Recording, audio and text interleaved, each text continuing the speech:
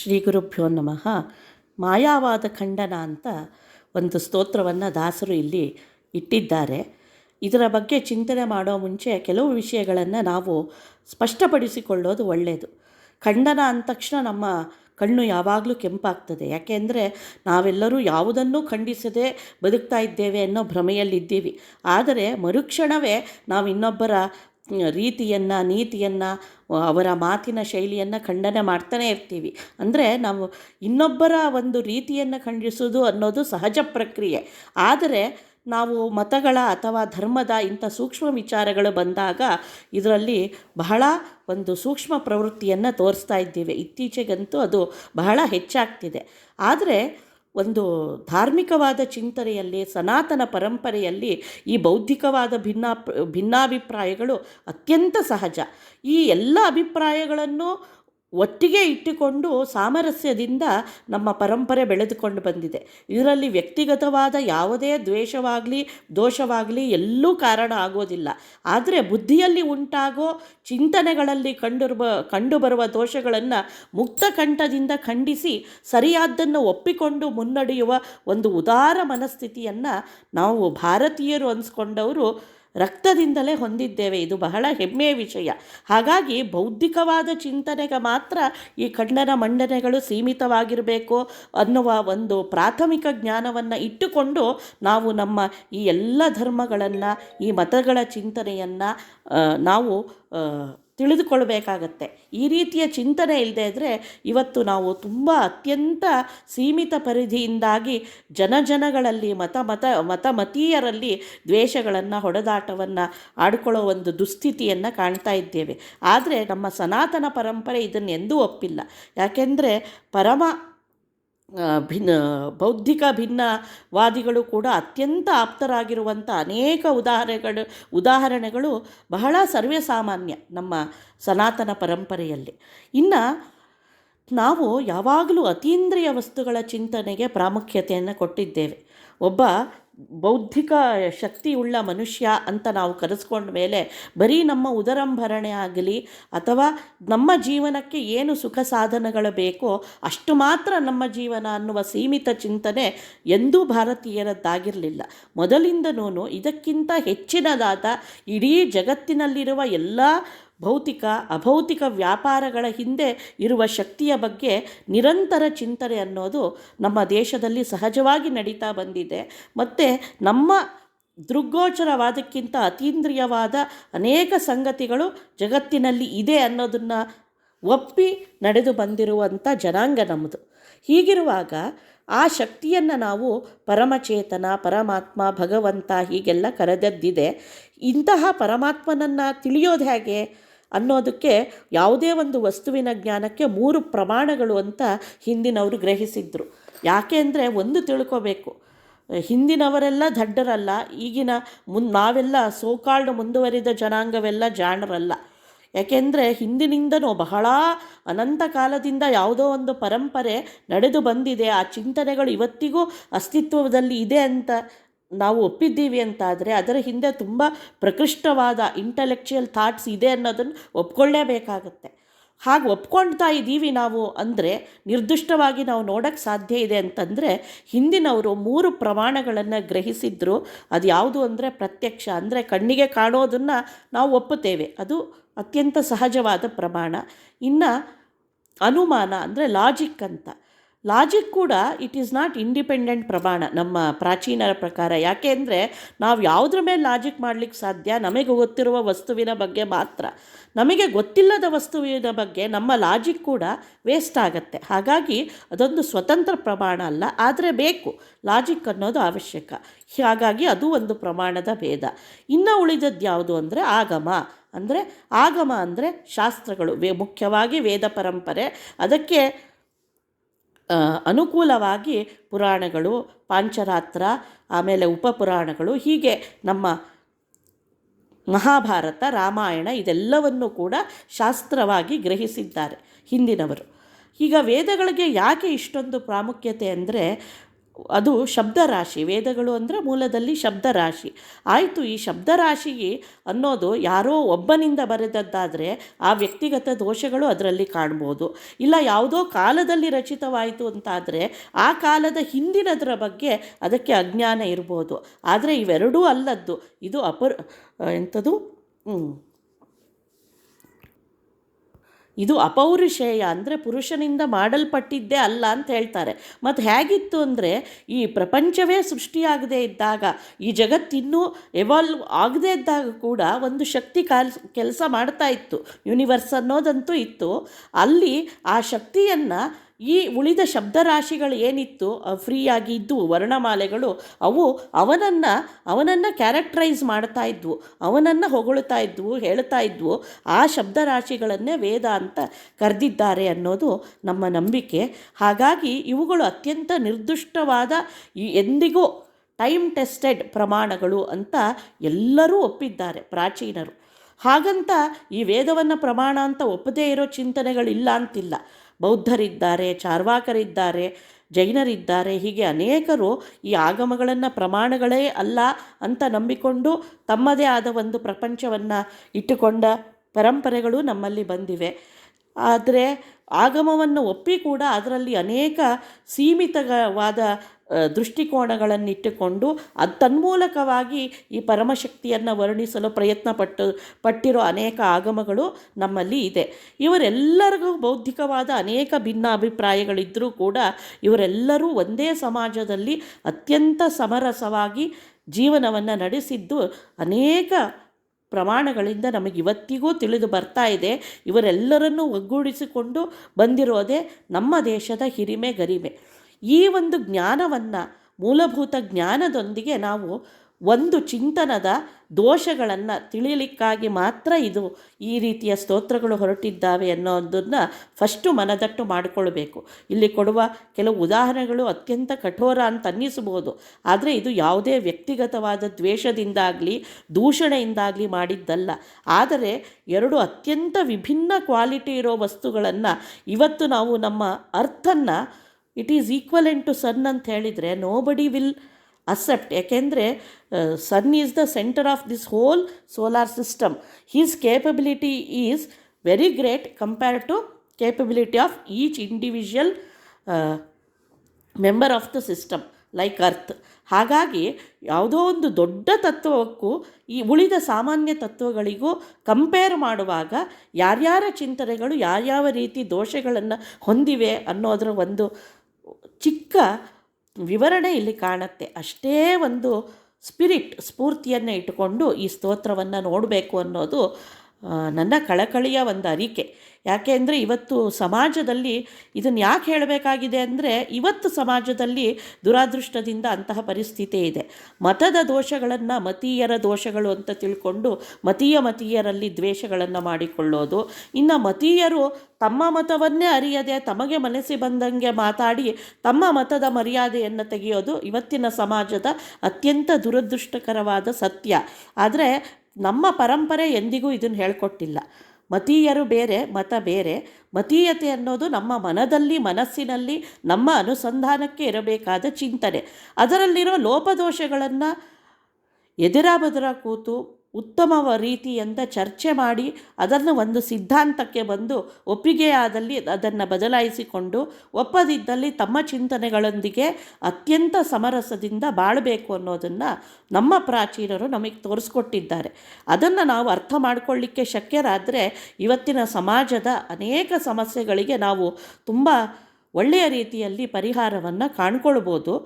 ಈ ಚಿಂತನೆಯು ಆ ರೀತಿಯ ಒಂದು ದೃಷ್ಟಿಕೋನಕ್ಕೆ ಸ್ಫೂರ್ತಿಯಾಗಲಿ ಅಂತ ಹೇಳ್ತಾ ಈ ಸ್ತೋತ್ರದ ಅನುವಾದವನ್ನು ನಾನು ನಿಮ್ಮ ಮುಂದೆ ಇಡ್ತಾ ಇದ್ದೇನೆ. ಮೊದಲೇ ಹೇಳಿದಂತೆ ಇಲ್ಲಿ ಪದಗಳು ಅತ್ಯಂತ ಕಠಿಣ. ಯಾಕೆ ಅಂದರೆ ಅದೆರಡರ ಸಾಮ್ಯ ಮತ್ತು ಅಸಾಮ್ಯವನ್ನು ನಿಮ್ಮ ಮುಂದೆ ಇಡಲಿಕ್ಕಷ್ಟೇ ಹೊರತು ಯಾವುದೇ ದ್ವೇಷದಿಂದ ದೂಷಣೆಯಿಂದ ಅಲ್ಲ. ದಯವಿಟ್ಟು ಅದನ್ನು ತಪ್ಪಾಗಿ ಗ್ರಹಿಸಬಾರದು. ಈಗ ಇಷ್ಟು ಪೀಠಿಕೆಯೊಂದಿಗೆ ಈ ಮಾಯಾವಾದ ಖಂಡನ ಎಂಬ ಸ್ತೋತ್ರಕ್ಕೆ ನಾವು ಮುಂದಡಿ ಇಡೋಣ. ಶಿವನು ನೀನಾದರೆ ಶಿವರಾಣಿ ನಿನಗೇನು, ಅವಿವೇಕಿ ಮನುಜ ಈ ಮಾತು ಕೇಳಿದರೆ ಕವಿಜನರು ನಗರೆ ಕೈ ಹೊಡೆದು. ಶಿವನು ನೀನಾದರೆ ಅಂದರೆ ನಾನೇ ಬ್ರಹ್ಮ, ನಾನೇ ಒಡೆಯ ಅಂತ ಕೆಲವು ಚಿಂತನೆಗಳು ನಮ್ಮ ದೇಶದಲ್ಲಿ ಪ್ರವರ್ತನೆ ಇಲ್ಲಿ ಇದೆ. ಹಾಗಾದರೆ ಶಿವರಾಣಿ ನಿನಗೇನು? ನೀನೇ ಬ್ರಹ್ಮನಾದರೆ ಬ್ರಹ್ಮಾಣಿ, ಶಿವನೇ ನೀನಾದರೆ ಶಿವನ ಪತ್ನಿಯಾದ ಪಾರ್ವತೀದೇವಿ ನಿನಗೇನಾಗಬೇಕು? ಅವಿವೇಕ ಮನುಜ, ಈ ಮಾತು ಕೇಳಿದರೆ ಕವಿಜನರು ನಗರೆ ಕೈ ಹೊಡೆದು. ಅಂದರೆ ಚಪ್ಪಾಳಿ ತಟ್ಟಿ ನಗೋದಿಲ್ವೇ? ಒಬ್ಬ ನಟ ತನ್ನನ್ನೇ ತಾನು ದೇವರು ಅಂದುಕೊಂಡು ಮಾರನೇ ದಿವಸ ಬೀದಿಯಲ್ಲಿ ಓಡಾಡಿದರೆ ಅವನಿಗೆ ಸಿಗೋದು ಬರೀ ಕಲ್ಲಿನೇಟ ಮಾತ್ರ. ಅದೇ ರೀತಿಯಲ್ಲಿ ಬೌದ್ಧಿಕವಾಗಿ ನಾನು ದೇವರು ಅಂತ ಅಂದ್ಕೊಂಡ್ಬಿಟ್ರೆ ಸುಲಭ ಅಲ್ಲ. ಆ ದೇವರು ಅಂದ ಮಾತ್ರಕ್ಕೆ ದೇವರ ಪತ್ನಿ, ದೇವರ ಪರಿವಾರ ನಿನಗೇನಾಗಬೇಕು ಅಂದಾಗ ನಾವು ಉತ್ತರ ಕೊಡಲಿಕ್ಕಾಗೋದಿಲ್ಲ. ಹಾಗಾಗಿ ಈ ರೀತಿಯ ಚಿಂತನೆ ಸರಿಯಲ್ಲ ಅಂತ ದಾಸರು ಇಲ್ಲಿ ಹೇಳ್ತಾ ಇದ್ದಾರೆ.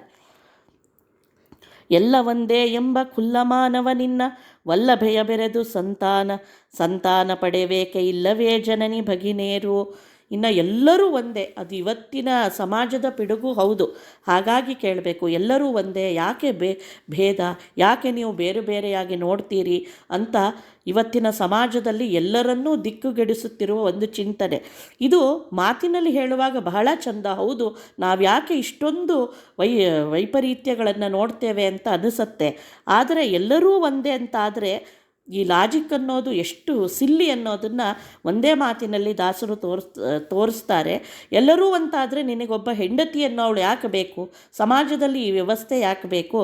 ನಿನ್ನ ತಾಯಿ ತಂಗಿಯರೇ ನಿನಗೆ ಸಾಕಿರಲಿಲ್ಲವೇ ಅಂತ ಅತ್ಯಂತ ಖಾರವಾಗಿ ಕೇಳ್ತಾರೆ. ಅಂದರೆ ಎಲ್ಲ ಅಧಿಷ್ಠಾನಗಳಿಗೂ ಅದರದೇ ಆದ ಒಂದು ಕರ್ತವ್ಯವಾದ ಚೌಕಟ್ಟು ಇರುತ್ತೆ ಸಮಾಜದಲ್ಲಿ. ಅದನ್ನು ಹೇಗೆ ಮೀರಲಿಕ್ಕೆ ಸಾಧ್ಯ ಇಲ್ವೋ ಹಾಗೆ ಇಲ್ಲೇ ನಮ್ಮ ಲೌಕಿಕ ಪ್ರಪಂಚದಲ್ಲೇ ಈ ರೀತಿ ಇರುವಾಗ ಪಾರಮಾರ್ಥಿಕವಾದ ಅತೀಂದ್ರಿಯವಾದ ಪ್ರಪಂಚದಲ್ಲಿ ಇದರಲ್ಲಿ ಒಂದೇ ಎನ್ನುವ ಮಾತು ಅತ್ಯಂತ ಅಸಹನೀಯ ಅನ್ನೋದನ್ನು ಇಲ್ಲಿ ಹೇಳ್ತಾರೆ. ಬಿಂಬ ಒಂದೇ ಪ್ರತಿಬಿಂಬ ಒಂದೆಂಬೆಲ ಅಂಬರ ನೆಳಲು ಕುಪ್ಪಾದ ಬಳಿಕ ನೀನೆಂಬ ಈ ಮಾತು ಪುಸಿಯಲ್ಲೇ. ಬಿಂಬ ಪ್ರತಿಬಿಂಬ ಅನ್ನೋದು ಎಂದೂ ಒಂದೇ ಆಗಲ್ಲ. ಇಮೇಜ್ ಆ್ಯಂಡ್ ಒರಿಜಿನಲ್ ಅಂತ ಹೇಳ್ಬೋದು ನಾವಿವತ್ತು. ಅಂದರೆ ಇವೆರಡೂ ಯಾವತ್ತೂ ಒಂದೇ ಆಗೋದಿಲ್ಲ ಅಲ್ವಾ? ಅದು ಹೇಗೆ ಅಂದರೆ ಆಕಾಶ ಮತ್ತು ಅದರ ನೆರಳು ಒಂದೇ ಆಗಿಬಿಟ್ರೆ, ಅದೆರಡೂ ಒಂದೇ ಕಡೆ ಕುಪ್ಪೆ ಆಗಿ ಕೂತುಬಿಟ್ರೆ ನೀನೆಂಬ ಮಾತು ಪುಸಿಯಲ್ವೇ? ಎಂದಾರೂ ಸಾಧ್ಯನಾ? ಇವತ್ತು ಆಕಾಶ ಎಲ್ಲ ಬಂದು ಅದರ ನೆರಳು ಅಂದರೆ ಭೂಮಿ ಮೇಲೆ ಬೀಳೋ ನೆರಳಂತೆ ಇರುವ ಈ ಭೂಮಿಯನ್ನು ಅವಚಿ ಒಂದು ಚಾಪೆಯಂತೆ ಮಡಚಿ ಕೂತುಬಿಟ್ರೆ ನಿನ್ನ ಅಸ್ತಿತ್ವಕ್ಕೆ ಎಲ್ಲರೂ ಬೆಲೆ ಇರ್ತದೆಯೇ? ಅಂದರೆ ಎಂದಿಗೂ ಬಿಂಬ ಮತ್ತು ಪ್ರತಿಬಿಂಬಗಳು ಒಂದಾಗಲಿಕ್ಕೆ ಸಾಧ್ಯ ಇಲ್ಲ. ಅವೆರಡೂ ಎಲ್ಲ ಕಾಲದಲ್ಲಿಯೂ ಬೇರೆಯೇ ಅನ್ನೋದನ್ನು ಇಲ್ಲಿ ಈ ಉದಾಹರಣೆಯೊಂದಿಗೆ ತೋರಿಸ್ತಾ ಇದ್ದಾರೆ. ಎಲ್ಲ ಒಂದೇ ಎಂಬ ಸೊಲ್ಲು ಖರೆ ಎಂತೆನಲು ಸುಳ್ಳು ಎಂಬೋದೆ ಖರೆಯಾಗಿ, ಖರೆ ಎಂಬ ಮಾತುಗಳು ಸುಳ್ಳೆನ್ನರೇನೋ ಸುಜನರು. ಇದೊಂದು ಸ್ವಲ್ಪ ಶಾಸ್ತ್ರೀಯವಾದ ವಾಕ್ಯ. ಎಲ್ಲ ಒಂದೇ ಎಂಬ ಸೊಲ್ಲು ಖರೆ ಎನ್ನಲು. ಎಲ್ಲ ಒಂದೇ ಅಂದ್ರೇನು? ಇದರ ಹಿಂದೆ ಒಂದು ಹಿನ್ನೆಲೆ ಇದೆ. ಬ್ರಹ್ಮ ಅನ್ನುವ ಒಂದು ಪದಾರ್ಥವನ್ನು ಒಪ್ಪಲೇಬೇಕಾಯಿತು ಪ್ರಾಚೀನರು. ಮೊದಲು ವೈಶೇಷಿಕರು, ತಾರ್ಕಿಕರು ಬ್ರಹ್ಮ ವಸ್ತುವನ್ನೇ ಅಲ್ಲಗೆಳೆಯಕ್ಕೆ ನೋಡಿದರು. ಆದರೆ ಅದು ಸಾಧ್ಯ ಆಗದೇ ಇದ್ದಾಗ ಚೇತನ ವಸ್ತು ಒಂದಿದೆ, ಅದು ಇತರ ಎಲ್ಲ ಚೇತನ ವಸ್ತುಗಳಿಗಿಂತ ಭಿನ್ನವಾದದ್ದು ಅಂತ ಒಪ್ಪಿದರು. ಅದನ್ನು ಬ್ರಹ್ಮ ಅಂತ ಕರೆದರು ಪಾರಿಭಾಷಿಕವಾಗಿ. ಆದರೆ ಆ ಬ್ರಹ್ಮನೇ ಮುಂದೊಂದು ದಿವಸ ಈ ಜಗತ್ತಾಗಿ ಪದಾರ್ಥವಾಗಿ ಸತ್ಪದಾರ್ಥವಾಗಿ ಪರಿಣಾಮ ಆಗತ್ತೆ ಹೊರತು ಬೇರೆ ಜಗತ್ತೇ ಬೇರೆ ಬ್ರಹ್ಮ ಬೇರೆ ಅಲ್ಲ ಅನ್ನುವ ಒಂದು ವಾದ ಇಲ್ಲಿ ಬೆಳೀತಾ ಬಂತು. ಬೌದ್ಧಿಕವಾದ ಚಿಂತನೆ ಬೆಳೀತಾ ಬಂತು. ಹೀಗೆ ಹೇಳೋದ್ರಿಂದ ಏನಾಗತ್ತೆ ಅಂದರೆ ಎಲ್ಲ ಒಂದೇ ಎಂಬ ಸೊಲ್ಲು ಖರೆ ಎನ್ನಲು. ಅಂದರೆ ಎಲ್ಲ ಒಂದೇ ಅನ್ನೋ ಮಾತು ಸತ್ಯ ಅಂತಾದರೆ ಸುಳ್ಳು ಎಂಬುದೇ ಖರೆಯಾಗಿ, ಈ ಮಾತೇ ಸತ್ಯ ಅಂತಾದರೆ ಇದಕ್ಕೆ ಅಸ್ತಿತ್ವ ಇದೆ ಅಂತ ನೀನು ಒಪ್ಪಿದರೆ, ಖರೆ ಎಂಬ ಮಾತುಗಳು ಸುಳ್ಳೆಲ್ಲರೇನೋ ಜನರು ಅಂದರೆ ನಾನ್ ಎಕ್ಸಿಸ್ಟೆಂಟ್ ಅಂತ ಏನು ಕರಿತಿ ನೀನು ಬ್ರಹ್ಮವನ್ನು, ಬ್ರಹ್ಮ ಅಂತ ಒಪ್ತಾರೆ, ಅದಕ್ಕೆ ಯಾವುದೇ ಕ್ವಾಲಿಟೀಸ್ ಇಲ್ಲ ಅಂತಾರೆ. ಅಂತಹ ಕ್ವಾಲಿಟಿ ಲೆಸ್ ಒಂದು ವಸ್ತು ಇನ್ನೊಂದು ವಸ್ತುವಾಗಿ ಎಕ್ಸಿಸ್ಟ್ ಆಗತ್ತೆ ಅನ್ನೋದಾದರೆ ಎಕ್ಸಿಸ್ಟ್ ಅನ್ನೋದು ಸತ್ಯನೋ ನಾನ್ ಎಕ್ಸಿಸ್ಟೆನ್ಸ್ ಅನ್ನೋದು ಸರಿಯೋ? ನಿನ್ನ ಪ್ರಕಾರ ನೀನು ಯಾವುದನ್ನು ಸರಿ ಅಂತಿ? ಎರಡೂ ಸರಿ ಅಂತ ಹೇಳಲಿಕ್ಕೆ ಬರೋದಿಲ್ಲ. ಯಾಕೆ ಅಂದರೆ you have not defined Brahma or you have not given qualities to Brahma. That non qualitative Brahma cannot be turned as a existing or qualityful term. ಜಗತ್ತು ಅಂದರೆ ಇಲ್ಲಿ ನಾವು ಎಷ್ಟೊಂದು ಪ್ರಕ್ರಿಯೆಗಳನ್ನು ನೋಡ್ತೀವಿ, ಅದರ ಅಸ್ತಿತ್ವವನ್ನು ಅನುಭವಿಸ್ತಾ ಇದ್ದೀವಿ. ಅಸ್ತಿತ್ವವೇ ಇಲ್ಲದ ಒಂದು ಬ್ರಹ್ಮ ಅಸ್ತಿತ್ವವುಳ್ಳ ಜಗತ್ತಾಗಿ ಪರಿಣಾಮ ಆಗುತ್ತೆ ಅನ್ನೋದೇ ಆದರೆ ನಿನ್ನ ಪ್ರಕಾರ ಈ ಮಾತು ಅಸ್ತಿತ್ವ ಇರೋ ಜಗತ್ತು ಸತ್ಯನೋ ಅಸ್ತಿತ್ವ ಇಲ್ಲದೆ ಇರೋ ಬ್ರಹ್ಮ ಸತ್ಯನೋ? ಒಂದು ಸುಳ್ಳು ಸತ್ಯ ಆಗ್ಬಿಡೋಕ್ಕಾಗಲ್ಲ. ಅಂದರೆ ಯಾವುದೋ ಒಂದು ಇಲ್ಲದೆ ಇರೋ ವಸ್ತು ಇರೋ ವಸ್ತುವಾಗಿ ಪರಿಣಾಮ ಆಗ್ಬಿಡೋಕ್ಕಾಗಲ್ಲ ಅಲ್ವಾ? ಐಂದ್ರಜಾಲಿಕವಾಗಿ ಈಗ ಮ್ಯಾಜಿಕ್ಕಲ್ಲಿ ಏನೋ ಒಂದು ತೋರಿಸ್ತಾರೆ, ನೋಟನ್ನು ಸೃಷ್ಟಿ ಮಾಡಿಬಿಡ್ತಾರೆ. ಆದರೆ ಆ ನೋಟನ್ನು ತೊಗೊಂಡು ನಾಳೆ ಏನೋ ಒಂದು ವಸ್ತು ತೊಗೊಂಬನ್ನಿ ಅಂದರೆ ಅದು ಚಲಾವಣೆಯಲ್ಲಿ ಬರುತ್ತಾ? ಬರಲಿಕ್ಕೆ ಸಾಧ್ಯನಾ? ನಾವು ಮ್ಯಾಜಿಕ್ ನೋಡುವಾಗ ಅದೇ ಸತ್ಯ ಅಂಥೇಳಿ ಬಾಯಿ ಬೆರಗು ಮಾಡಿಕೊಂಡು ಬಾಯಿ ಬಿಟ್ಟು ನೋಡ್ತೇವೆ. ಹಾಗಂತ ಆ ದುಡ್ಡನ್ನು ಇಸ್ಕೊಂಡು ಅದನ್ನೇ ಅವನಿಗೆ ಆ ಮಾಯಾಗಾರನಿಗೆ ಸಂಭಾವನೆ ಕೊಟ್ಟು ಕಳಿಸಿದರೆ ಅವನು ಒಪ್ಕೊಳ್ತಾನೆಯೇ? ಇಲ್ಲ ತಾನೇ. ಹಾಗೆ ಇಲ್ಲ ಆ ನೋಟು ಸತ್ಯ ಆಗಬೇಕು, ಇಲ್ಲ ಇದರ ವ್ಯವಹಾರ ಸತ್ಯ ಆಗಬೇಕು. ಎರಡೂ ಅಸತ್ಯವಾದರೆ ಸತ್ಯವಾದದ್ದು ಯಾವುದು ಅಂತ ಪ್ರಶ್ನೆ ಮಾಡಿದಂತೆ ಇಲ್ಲಿ ಎರಡೂ ಲಾಜಿಕ್ಕನ್ನು ಈಕ್ವೇಟ್ ಮಾಡಲಿಕ್ಕಾಗಲ್ಲ. You should accept either existing thing or non existing thing, ಅಥವಾ ಅಭಾವ ಮತ್ತು ಅಭಾವ ಅನ್ನೋದು ಎರಡೂ ಒಂದೇ ಕಡೆ ಕೂಡಲಿಕ್ಕೆ ಸಾಧ್ಯ ಇಲ್ಲ ಅನ್ನೋ ಒಂದು ಶಾಸ್ತ್ರೀಯ ಪ್ರಕ್ರಿಯೆಯನ್ನು ಇಲ್ಲಿ ಈ ರೀತಿಯಲ್ಲಿ ದಾಸರು ವರ್ಣಿಸಿದ್ದಾರೆ. ಇದೆ ನಿನ್ನ ನಾ ಬೈದರೆ ಎನ್ನ ನೀ ಬೈಯಲು ನಿರ್ಮೂಲವಾಯಿತು ಅದ್ವೈತ ಉಳಹಲಿಕೆ ಸುಮ್ಮನಿರಬೇಕೋ ಎಲ್ಲೋ ಪ್ರಾಣಿ. ನಿನ್ನ ನಾ ಬೈದರೆ ಎನ್ನ ನೀ ಬೈಯಲು, ನೀ ನನಗೆ ಹೊಡೆದಿ ನಾನು ನಿನಗೆ ಹೊಡೆದೆ, ಸರಿ ಆಯಿತು, ಇಲ್ಲಿ ಅದ್ವೈತ ಅಲ್ವಾ, ಇನ್ನೇನು ಉಳಿದಿಲ್ಲ ಅಂದಮೇಲೆ ನೀ ಸುಮ್ಮನಿರ್ಬೇಕಲ್ವಾ ಅಂತ ಕೇಳಿದರೆ ಯಾರು ಒಪ್ತಾರಿಯೇ? ಪ್ರಾಪಂಚಿಕವಾಗಿ ವ್ಯಾವಹಾರಿಕವಾಗಿ ಹೀಗೆ ನಡಿಬೇಕಲ್ಲ. ನಾನು ನಿನಗೆ ಬೈದೆ, ನೀ ನನಗೆ ಬೈದಿ, ಸರಿ ಆಯಿತು, ಇಲ್ಲಿಗೆ ಕ್ಯಾನ್ಸಲ್ ಆಯಿತು ಅಂತ ಸುಮ್ಮನಾಗಿ ಹೋಗ್ತಾರಾ ಯಾರಾದರೂ? ಇಲ್ಲ ತಾನೇ. ಇಲ್ಲಿ ಅದ್ವೈತನೇ ಸತ್ಯ ಆಯಿತು ಅಂಥೇಳಿ ಎರಡೂ ಕಡೆ ಸಮವಾಯಿತು ಅಂತ ಸುಮ್ಮನೆ ಬಿಟ್ಬಿಡ್ತಾರಾ? ವ್ಯಾವಹಾರಿಕವಾಗಿ ಇದು ನಡೆಯಲ್ಲ ತಾನೇ. ಹಾಗಾಗಿ ಇಲ್ಲೇ ನಡೀದೆ ಎದ್ದು ಇನ್ನು ಒಬ್ಬ ದೊಡ್ಡ ವ್ಯಕ್ತಿ ಅಂತ, ಒಂದು ದೊಡ್ಡ ಚೇತನ, ಇಡೀ ಪ್ರಪಂಚದ ಸೃಷ್ಟ್ಯಾದಿ ಕ್ರಿಯೆಗಳಿಗೆ ಕಾರಣ ಅಂತ ಒಪ್ಪಿರೋ ಒಂದು ವಸ್ತುವನ್ನು ನನಗೆ ಸಮ ಅಂತ ಹೇಳಿಕೊಂಡಾಗ ಎರಡೂ ಸರಿ ಅಂತ ಹೇಳೋದು ಸರಿಯಾ? ಅವೆರಡಲ್ಲೂ ಯಾವುದೇ ರೀತಿಯ ಒಂದು ಭೇದವನ್ನು ಹೇಳದೇ ಇದ್ದರೆ ಒಪ್ಕೊಳ್ಳಿಕ್ಕೆ ಸಾಧ್ಯನಾ ಅಂತ ದಾಸರು ಪ್ರಶ್ನೆ ಕೇಳ್ತಾರಿಲ್ಲಿ. ಶುದ್ಧ ಬ್ರಹ್ಮಣ ಸುಗುಣ ಕದ್ದ ಪ್ರಯುಕ್ತ ಪ್ರಸಿದ್ಧ ಚೋರತ್ವ ನಿನ್ನಲ್ಲಿ ಪೊದ್ದಿತೋ ಉದ್ಧಾರವೆಲ್ಲಿ ಭವದಿಂದ. ಶುದ್ಧ ಬ್ರಹ್ಮನ ಅಂದರೆ ಸಗುಣವಾದಿಗಳು ನಿರ್ಗುಣವಾದಿಗಳು ಅಂತ, ಭಗವಂತನಲ್ಲಿ ಬ್ರಹ್ಮನಲ್ಲಿ ಎಲ್ಲ ಗುಣಗಳು ಇದೆ ಅಂತ ವಾದಿಸುವವರನ್ನು ಸಗುಣವಾದಿಗಳು ಅಂತ ಹೇಳ್ತಾರೆ. ಇದನ್ನು ದೂರ ಮಾಡಿ ನಿರ್ಗುಣ ಬ್ರಹ್ಮ ಅನ್ನೋ ವಸ್ತು ನಿರ್ಗುಣ, ನಿರಾಕಾರ, ನಿರ್ವಿಶೇಷ ಅಂತ ಹೇಳುವವರಿದ್ದಾರಲ್ಲ, ಅವರು ನಿರ್ಗುಣವಾದಿಗಳು ಅಂತ ಕರೆಸಲ್ಪಟ್ಟಿದ್ದಾರೆ. ಈ ಬ್ರಹ್ಮನ ಗುಣ ಕದ್ದ ಪರಿಯುಕ್ತ ಅಂದರೆ ಸುಗುಣ ಬ್ರಹ್ಮ ಅಂದರೆ ಬ್ರಹ್ಮನಲ್ಲಿ ಸತ್ಯ ಅನ್ನೋ ಗುಣ ಇದೆ, ಜ್ಞಾನ ಅನ್ನೋ ಗುಣ ಇದೆ, ಇಚ್ಛಾ ಅನ್ನೋ ಗುಣ ಇದೆ, ಅನಂತತ್ವ ಅನ್ನೋ ಗುಣ ಇದೆ, ಹೀಗೆ ಎಲ್ಲವೂ ಇದೆ. ಉಪನಿಷತ್ತು ಹೇಳಂಗೆ ಸತ್ಯಂ ಜ್ಞಾನಂ ಅನಂತಂ ಬ್ರಹ್ಮ ಅಂತ ಒಪ್ಪುತ್ತೀವಿ ನಾವು ಸುಗುಣವಾದಿಗಳು ಅಂತ ಕರೆಸಿಕೊಳ್ಳುವವರು. ಅಂಥವರಿಂದ ನೀನು ಬ್ರಹ್ಮನ ಎಲ್ಲ ಗುಣಗಳನ್ನು ಕದ್ದು ಬಿಟ್ಟಿದ್ದೀಯ. ಅಂದರೆ ನಿರ್ಗುಣ ಅಂದ್ರೇನು? ಈ ಗುಣಗಳನ್ನೆಲ್ಲ ನೀನು ತೆಗೆದುಕೊಂಡು ಬಿಟ್ಟಿದ್ದಿ. ಹಾಗಿದ್ಮೇಲೆ ನಿನ್ನನ್ನು ಚೋರ ಅಂತ ಹೇಳೋದಿಲ್ವೇ? ಹೀಗೆ ನಿನ್ನಲ್ಲಿ ಈ ಚೋರತ್ವ ಸಿದ್ಧಿ ಆದಮೇಲೆ, ಅಂದರೆ ಭಗವಂತನ ಗುಣಗಳನ್ನೆಲ್ಲ ನೀನು ಕದ್ದುಕೊಂಡು ಆರೋಪ ಮಾಡಿದ ಮೇಲೆ ನಿನಗೆಲ್ಲಿ ಉದ್ಧಾರ ಆಗ್ತದೆ? ಬ್ರಹ್ಮವಸ್ತುವಿನಿಂದಲೇ ಉದ್ಧಾರ. ಅದಕ್ಕೆ ಇಲ್ಲದೇ ಇದ್ದರೆ ಬ್ರಹ್ಮವಸ್ತುವಿನ ಬಗ್ಗೆ ಯಾಕೆ ಅವನನ್ನು ಜಿಜ್ಞಾಸ ಮಾಡಬೇಕು? ನಮಗವನಿಂದ ಉದ್ಧಾರದ ದಾರಿ ತೆರೆಯತ್ತೆ ಅನ್ನೋ ಒಂದು ಜ್ಞಾನದಿಂದನೇ ಇಷ್ಟೆಲ್ಲ ಚಿಂತನೆ. ಅದನ್ನು ನೀನೇ ನಿರಾಕರಣೆ ಮಾಡಿದ ಮೇಲೆ ಅವನಲ್ಲಿ ಏನೂ ಇಲ್ಲ, ನಿರ್ವಿಶೇಷನಾಗಿದ್ದೇನೆ ಅಂದಮೇಲೆ ನಿನಗಿನ್ನೆಲ್ಲಿ ಉದ್ಧಾರದ ದಾರಿ ತೆರೆಯತ್ತಪ್ಪ ಅಂತ ದಾಸರು ಪ್ರಶ್ನೆ ಮಾಡ್ತಾರೆ. ಸುಳ್ಳಿಗಿಂದಧಿಕ ಮತ್ತಿಲ್ಲವೋ ಮಹಾಪಾಪ, ಸುಳ್ಳು ಕಳ್ಳತನವು ನಿನ್ನಲ್ಲಿ ಉಂಟಾಯಿತಲ್ಲೋ ಜಾರತ್ವ ಇದರಂತೆ. ಸುಳ್ಳಿಗಿಂತ ದೊಡ್ಡ ಪಾಪ ಇನ್ಯಾವುದೂ ಇಲ್ಲ. ಇದನ್ನು ವೇದಗಳು ಹೇಳ್ತಾವೆ. ಚೋರತನ ಒಳ್ಳೆಯದಲ್ಲ, ಇನ್ನೊಬ್ಬರದ್ದ ವಸ್ತುವನ್ನು ಕದಿಬಾರದು, ಈ ರೀತಿ ಅನ್ನೋದು ಇದು ಸಹಜವಾದ ಧರ್ಮ. ನೀನು ಬ್ರಹ್ಮನಲ್ಲೇ ಇಂತಹ ಗುಣಗಳನ್ನು ಕದ್ದು ಬಿಟ್ಟಿದಿ ಅಂದರೆ ಮಹಾಚೋರತ್ವ, ಮಹಾಜಾರತ್ವ ಅನ್ನೋದು ನಿನಗೆ ಆರೋಪ ಆಯಿತು. ಹೀಗಿದ್ದಾಗ ನಿನ್ನ ಮಾತನ್ನು ಯಾರು ತಾನೇ ಯಾಕೆ ಗ್ರಹಿಸಬೇಕು? ಸಹಜವಾಗಿ ಸಮಾಜದಲ್ಲಿ ಇರುವ ಸಾಮಾನ್ಯ ಧರ್ಮಗಳನ್ನು ನೀನು ಪರಿಪಾಲಿಸ್ತಿಲ್ಲ ಅಂತಾಯಿತು. ಸುಳ್ಳು ಹೇಳಬಾರ್ದು, ಕಳ್ಳತನ ಮಾಡಬಾರ್ದು, ಸತ್ಯಂ ಬ್ರೂಯಾತ್, ಅಲ್ವಾ? ನಾನೃತಂ ಬ್ರೂಯಾತ್, ಇದೆಲ್ಲ ಸಹಜವಾದ ಧರ್ಮಗಳು. ಅವೇ ನಿನ್ನಲ್ಲಿಲ್ಲ ಅಂದಮೇಲೆ ಇನ್ನು ನಿನ್ನ ಮಾತನ್ನು ಕೇಳುವವರು ಯಾರಿದ್ದಾರೆ ಅಂತ ಪ್ರಶ್ನೆ ಮಾಡ್ತಾರೆ. ಮಾಯಾವಾದಿ ಮತವು ಹೇಯವೆಂಬುದು ಸಿದ್ಧ. ತಾಯಿ ತಂದೆಗಳು ಸತಿಪುತ್ರರು ಗಳಿದರೆ ಬಾಯಿ ಬಿಟ್ಟ್ಯಾಕೆ ಅಳುತ್ತಿದ್ದಿ. ಮಾಯಮತ ಅನ್ನೋದು ಅನುಭವದಲ್ಲಿ ಅತ್ಯಂತ ಅಸಿದ್ಧವಾದ ವಿಷಯ. ಯಾಕೆಂದರೆ ಎಲ್ಲವೂ ಒಂದೇ, ನಾನೂ ಒಂದೇ, ನೀನೂ ಒಂದೇ, ಬ್ರಹ್ಮನೂ ಒಂದೇ, ಹೀಗೆಲ್ಲ ಚಿಂತನೆ ಮಾಡುವಾಗ ನಾಳೆ ನಿನ್ನ ತಾಯಿಯೋ ತಂದೆಯೋ ಹೆಂಡತಿಯೋ ಮಕ್ಕಳೋ ಅಳಿದರೆ ಸತ್ತೋದ್ರೆ ಬಾಯ್ಬಿಟ್ಟು ನೀನು ಯಾಕೆ ಅಳಬೇಕಪ್ಪ? ಅವನು ಸತ್ರು ಒಂದೇ, ನಾನು ಸತ್ರು ಒಂದೇ ಅಂತ ನೀನು ಚಿಂತನೆ ಇದ್ದ ಮೇಲೆ ನಿನಗೆ ದುಃಖ ಯಾಕಾಗಬೇಕು? ಅಂದರೆ ವ್ಯಾವಹಾರಿಕವಾಗೂ ಕೂಡ ಈ ಭೇದವನ್ನು ನೀನು ಒಪ್ಪಿದಿ ಅಂತಲೇ ತಿಳಿದರೂ ಕೂಡ ಮುಂದೊಂದು ದಿವಸ ಅವನು ಬ್ರಹ್ಮನೇ ಆಗೋವನು, ನಾನು ಬ್ರಹ್ಮನೇ ಆಗೋವನು ಅಂತ ಆನಂದ ಪಡಬೇಕಲ್ವಾ? ಅವನು ಬೇಗ ಬ್ರಹ್ಮತ್ವವನ್ನು ಹೊಂದಿದ ಅಂತ ದುಃಖ ಯಾಕೆ ಪಡ್ತಾ ಇದ್ದಿ ಅಂತ ಪ್ರಶ್ನೆ ಮಾಡ್ತಾರೆ.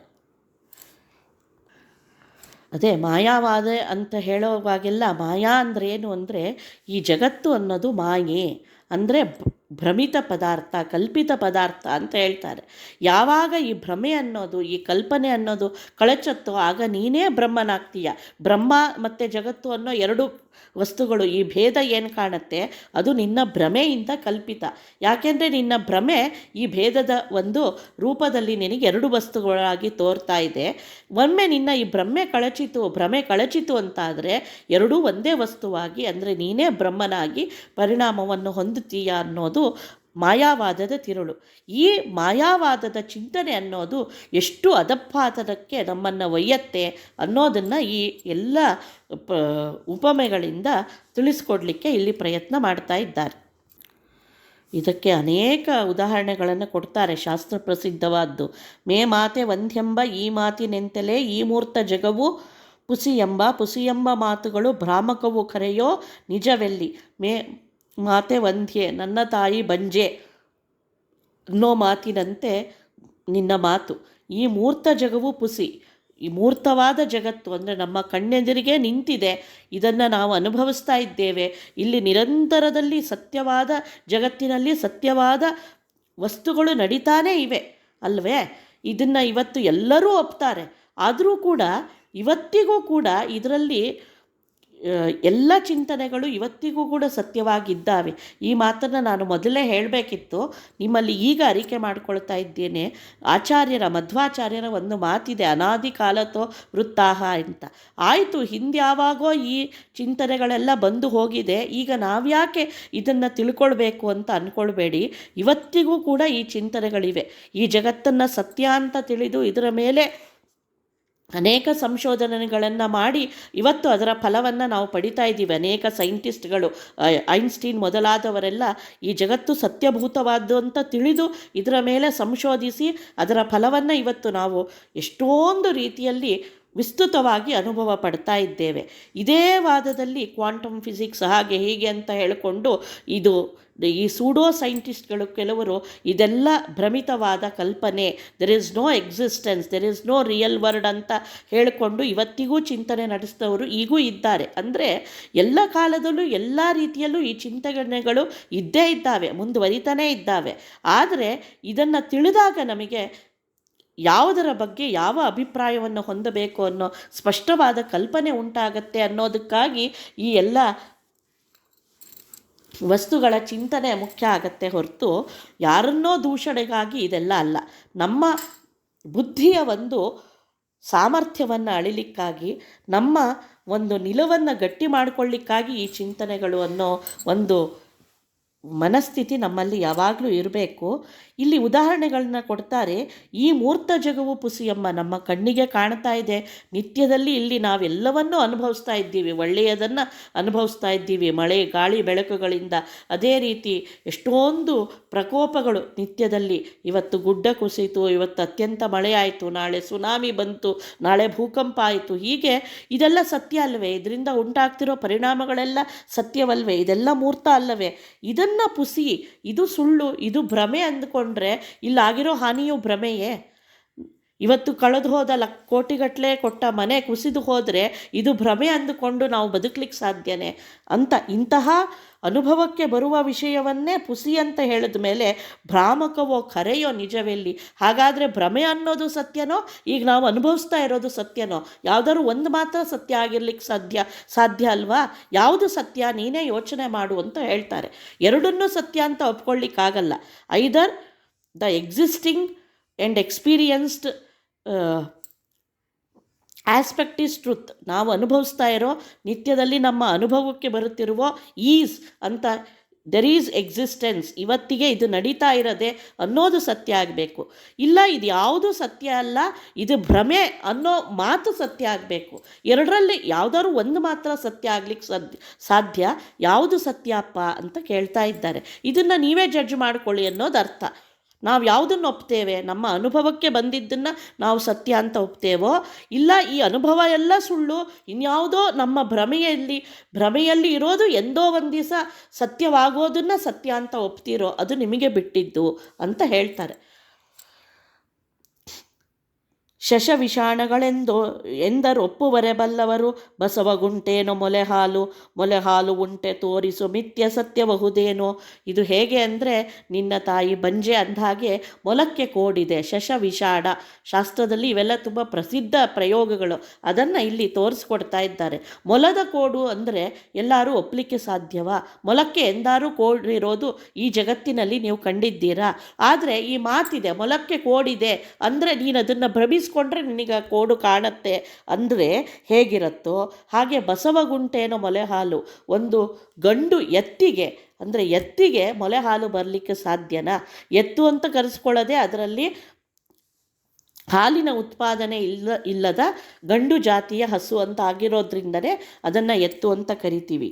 ಹಾಗೆ ಇಲ್ಲದೇದ್ದನ್ನು ತೋರಿಸು, ಅದನ್ನು ಸತ್ಯ ಅಂತ ಹೇಳಿದರೆ ಎಷ್ಟು ಹಾಸ್ಯಾಸ್ಪದವೋ ಹೀಗೆ ಎಲ್ಲರಿಂದಲೂ ಅನುಭವಕ್ಕೆ ಬರುವಂತಹ ಈ ಜಗತ್ತು ಅನ್ನೋದು ಮಿಥ್ಯಾ, ಭ್ರಮೆ, ಮಾಯೆ ಅಂದರೆ ಇದೇ ರೀತಿ ಈ ಮಾತಿನಷ್ಟೇ ಸತ್ಯ ಅವು, ಈ ವಾಕ್ಯಗಳಂತೆಯೇ. ಕೇಳಲಿಕ್ಕೆ ಬಹಳ ರೋಚಕ.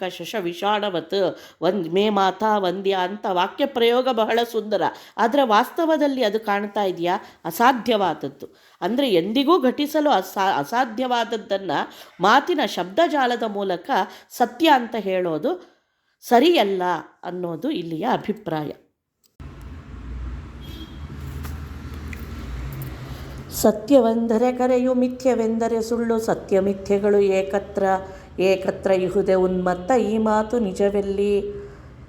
ಮೇಲಿನ ಶ್ಲೋಕದಲ್ಲಿ ಹೀಗೆ ಬರೀ ವಾಕ್ಯ ಶಬ್ದಜಾಲದಿಂದ ಶಶವಿಷಾಣ, ವಂದ್ಯಾಪುತ್ರ ಇತ್ಯಾದಿಗಳನ್ನು ಹೇಳಿಬಿಡೋದ್ರಿಂದ ಆ ವಸ್ತುವನ್ನು ಇದೆ ಅಂತ ನಾವು ತೋರಿಸಿಕೊಟ್ಟಂತೆ ಆಗೋದಿಲ್ಲ ಅಂತ ಹೇಳೋದನ್ನೇ ಇಲ್ಲಿ ಮುಂದುವರಿಸ್ತಾರೆ ದಾಸರಾಯರು. ಸತ್ಯವೆಂದರೆ ಕರೆಯು, ಸತ್ಯ ಅಂದರೆ ನಿಜವಾದ್ದು, ಮಿಥ್ಯ ಅಂದರೆ ಸುಳ್ಳು ಅಂದರೆ ಇಲ್ಲಿ ಸುಳ್ಳು ಅಂತಲ್ಲ, ಆ ಸುಳ್ಳನ್ನೇ ಅವರು ಬೇರೆ ಬೇರೆ ರೀತಿಯಲ್ಲಿ ವ್ಯಾವಹಾರಿಕ ಸತ್ಯ, ಪ್ರಾತಿಭಾಸಿಕ ಸತ್ಯ ಅಂತೆಲ್ಲ ಹೇಳ್ತಾರೆ. ಅಂದರೆ ಇಟರ್ನಲಿ ಒಂದು ಟ್ರುತ್ ಅಲ್ಲ ಅಂತ. ಅಂದರೆ ಎಕ್ಸಿಸ್ಟೆಂಟ್ ಅದನ್ನು ಅವರು ನೈದರ್ ಎಕ್ಸಿಸ್ಟೆಂಟ್ ನಾರ್ ಎಕ್ಸಿಸ್ಟೆಂಟ್ ಅನ್ನೋದನ್ನು ಮಿಥ್ಯ ಅಂತ ಕರೀತಾರೆ. ಆದರೆ ನಮ್ಮ ಪ್ರಶ್ನೆ ಏನು ಅಂದರೆ, ನೈದರ್ ಎಕ್ಸಿಸ್ಟೆಂಟ್ ಅಥವಾ ನಾರ್ ಎಕ್ಸಿಸ್ಟೆಂಟ್ ಅನ್ನೋದಾದರೆ ನಾರ್ existence should be existed somewhere ಅಲ್ವಾ? ಅದರ ಅಸ್ತಿತ್ವವನ್ನಾರು ಒಪ್ಪಬೇಕಾಗತ್ತಲ್ವ? ಅಂದರೆ ಅದನ್ನೇ ಇಲ್ಲಿ ದಾಸರಾಯರು ಏಕತ್ರ ಸತ್ಯಮಿಥ್ಯಗಳು ಏಕತ್ರ ಇರಬಹುದೇ ಅಂತ ಕೇಳ್ತಾ ಇದ್ದಾರೆ. ಅಂದರೆ ಒಂದು ವಸ್ತು ಸತ್ ಅಂದರೆ ಇದೆ ಅಂತಾದರೆ ಇಲ್ಲ ಅನ್ನೋದು ಸುಳ್ಳಾಗತ್ತೆ. ಇಲ್ಲ ಅಂತ ಯಾವುದೋ ಒಂದು ವಸ್ತುನ ಊಹಿಸಿಕೊಂಡು ಅದು ಇಲ್ಲಿ ಇಲ್ಲ ಅಂತ ಹೇಳಿದರೆ ಅದು ಇಲ್ಲಿ ಇಲ್ಲ ಅನ್ನೋದನ್ನಾರು ನೀವು ಒಪ್ಪುತ್ತಾ ಇದ್ದೀರಿ, ಇದೆ ಅಂತ ಅರ್ಥ ಮಾಡ್ಕೋತಾ ಇದ್ದೀರಿ. ಇಲ್ಲಿ ಇಲ್ಲ ಅದು ಅನ್ನೋದನ್ನು ಇದೆ ಅಂತ ಅಂದ್ಕೊಳ್ತಾ ಇದ್ದೀರಿ. ಹಾಗಾಗಿ two things cannot be existed in the same place. ಆದ್ದರಿಂದ ಸತ್ ಅನ್ನೋದು ಮಿತ್ ಅನ್ನೋದು ಎರಡೂ ಒಂದೇ ಕಡೆ ಕೂಡೋದಿಲ್ಲ. ಇಲ್ಲ ಯಾವುದಾದ್ರು ಒಂದರ ಅಸ್ತಿತ್ವವನ್ನು ಮಾತ್ರ ನೀವು ಒಪ್ಕೊಳ್ಳಿಕ್ಕೆ ಸಾಧ್ಯ. ಅಂತೂ ಅಸ್ತಿತ್ವವನ್ನು ನೀವು ಅಲ್ಲಗೆಳೆಯೋಕ್ಕಾಗಲ್ಲ. ಆದ್ದರಿಂದ ಇದು ಉನ್ಮತ್ತನ ಮಾತು, ಈ ಮಾತು ನಿಜವಲ್ಲ. ಇದನ್ನು ಯಾವುದೇ ರೀತಿಯಲ್ಲೂ ನೀವು ಕೂಡಿಸ್ಲಿಕ್ಕಾಗಲ್ಲ. ಇದು ಒಬ್ಬ ಪ್ರಜ್ಞಾಪೂರ್ವಕ ಮನುಷ್ಯ ಮಾತಾಡ್ದಂಗಲ್ಲ. ಉನ್ಮತ್ತನಾದವನು ಮಾತ್ರ ಈ ರೀತಿಯ ಅನವಶ್ಯಕವಾದ ಒಂದು ವಾಗ್ಜರಿಯನ್ನು ಬಿಡ್ಬೋದು ಹೊರತು ತಿಳಿದವನು ಈ ರೀತಿಯ ಒಂದು ವಾದವನ್ನು ಮುಂದಿಡಲಿಕ್ಕಾಗೋದಿಲ್ಲ ಅನ್ನೋದು ದಾಸರ ಅಭಿಪ್ರಾಯ. ಭೀತಿ ನಿರ್ಭೀತಿ ಶೀತಾತಾಪಗಳೊತ್ತಟ್ಟು ನೀತವಾಗಿ ಹವೆ ಜಗದೋಳು ಜಗದೊಳಿದ್ದರೆ ತೋರು ಜಾತಿ ಭೇದಗಳು ಇರಲಾಗಿ. ಭೀತಿ ನಿರ್ಭೀತಿ ಯಾವತ್ತೂ ಒಂದೇ ಅಲ್ಲ. ಒಬ್ಬನು ಅತ್ಯಂತ ಭಯಭೀತನಾಗಿದ್ದಾನೆ, ಒಬ್ಬ ಭಯನೇ ಇಲ್ಲದೆ ಇದ್ದಾನೆ ಅಂದರೆ ಎರಡೂ ಅವಸ್ಥೆಗಳು ಒಂದೇ ಮಾನಸಿಕವಾಗಿ ಅಂತ ಹೇಳಲಿಕ್ಕೆ ಸಾಧ್ಯವೇ? ಹಾಗೆ ಶೀತ ಆತಪಗಳು, ಬಿಸಿಲು ಮತ್ತು ಥಂಡಿ ಎರಡೂ ಒಂದೇನಾ? ನಾವು ಅಂಟಾರ್ಟಿಕಾದಲ್ಲಿರೋದು ಒಂದೇ, ಇಲ್ಲಿ ಮಿಡ್ ಈಸ್ಟರ್ನ್ ಕಂಟ್ರೀಸ್ ಏನಿದೆ ಖತಾರ್, ದುಬೈ ಮುಂತಾದವುಗಳು ಎರಡೂ ಒಂದೇನೆ, ಎಲ್ಲಿದ್ರೇನು ಅಂತ ಹೇಳಲಿಕ್ಕೆ ಸಾಧ್ಯವೇ? ಅಲ್ಲಿಯ ಎರಡೂ ಪರಿಸ್ಥಿತಿಗಳು ಸಮವೇ? ಹಾಗೆ ನೀತವಾಗಿ ಹೇವೆ ಜಗದೊಳು, ಇದೆರಡು ಅತ್ಯಂತ ಸಹಜವಾಗಿ ಜಗತ್ತಿನಲ್ಲಿ ನಾವು ಕಾಣ್ತಾ ಇದ್ದೇವೆ, ಸಹಜವಾಗೇ ಇದೆ. ಜಗದೊಳು ಇದ್ದರೆ ತೋರು ಜಾತಿ ಭೇದಗಳು ಇರಲಾಗಿ. ಇವೆರಡು ಒಂದೇ ಇರುವ ಅವಸ್ಥೆಯೇ ಈ ಜಗತ್ತಿನಲ್ಲಿ ನಿಂಗೆಲ್ಲರೂ ಕಂಡ್ರೆ ಹೇಳಪ್ಪ. ಯಾಕೆಂದರೆ ಈ ಭೇದ ಅನ್ನೋದು ಅತ್ಯಂತ ಸಹಜವಾಗಿ ಪ್ರಪಂಚದಲ್ಲಿ ಕಾಣುತ್ತಾ ಇದೆ. ಒಂದು ಕಡೆ ಅತ್ಯಂತ ನೀರಿನಿಂದ ತುಂಬಿದ ಭೂಮಿ ಇದೆ, ಒಂದು ಕಡೆ ಮರಳುಗಾಡಿ ನೀರಿಗೆ ಸಾವಿರಾರು ಕಿಲೋಮೀಟರ್ ದೂರ ಹೋಗುವ ಪರಿಸ್ಥಿತಿ ಇರುವ ಮರಳುಗಾಡು ಇದೆ, ಒಂದು ಕಡೆ ಅತ್ಯಂತ ಬೆಟ್ಟಗಳ ಎತ್ತರದ ಪ್ರದೇಶ ಇದೆ, ಇನ್ನೊಂದು ಕಡೆ ಅಷ್ಟೇ ಇದ್ದಾವೆ. ಹೀಗೆ ಭೇದ ಅನ್ನೋದು ಈ ಜಗತ್ತಿನ ಸರ್ವಸಾಮಾನ್ಯ ಲಕ್ಷಣ. ಇದು ಜಡವಾದ ವಸ್ತುಗಳಲ್ಲೇ ಹೀಗಿದೆ ಅಂದಮೇಲೆ ಇನ್ನು ಬೌದ್ಧಿಕವಾಗಿ ಮತ್ತು ಪ್ರಾಪಂಚಿಕವಾಗೂ ಇವೆಲ್ಲವೂ ಸತ್ಯವೇ ಆಗಿದೆ.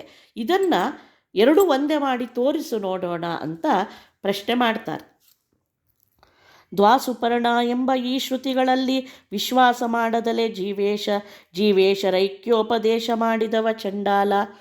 ಹೀಗೆ ಇಷ್ಟೊಂದು ಶ್ರುತಿಗಳು ಕೂಡ ದ್ವಾಸುಪರ್ಣ ಸಯುಜಾ ಸಖಾಯ ಅಂತ ಸಮಾನಂ ವೃಕ್ಷಂ ಅನ್ನೋಲ್ಲಿ ಎರಡು ರೀತಿಯ ಜೀವಗಳು ಇದ್ದಾವೆ, ಅದೆರಡೂ ಒಟ್ಟಿಗೆ ಇದ್ದಾವೆ, ಆದರೆ ಎರಡಕ್ಕಿಂತ ಭಿನ್ನವಾಗಿದ್ದಾವೆ ಅಂತ ಎಲ್ಲವನ್ನೂ ವರ್ಣನೆ ಮಾಡಿ ಅತ್ಯಂತ ರೋಚಕವಾದ ಉಪಮೆಯನ್ನು ಕೊಟ್ಟು ವೇದಗಳು ಸಾರ್ತಾ ಇದ್ದಾವೆ.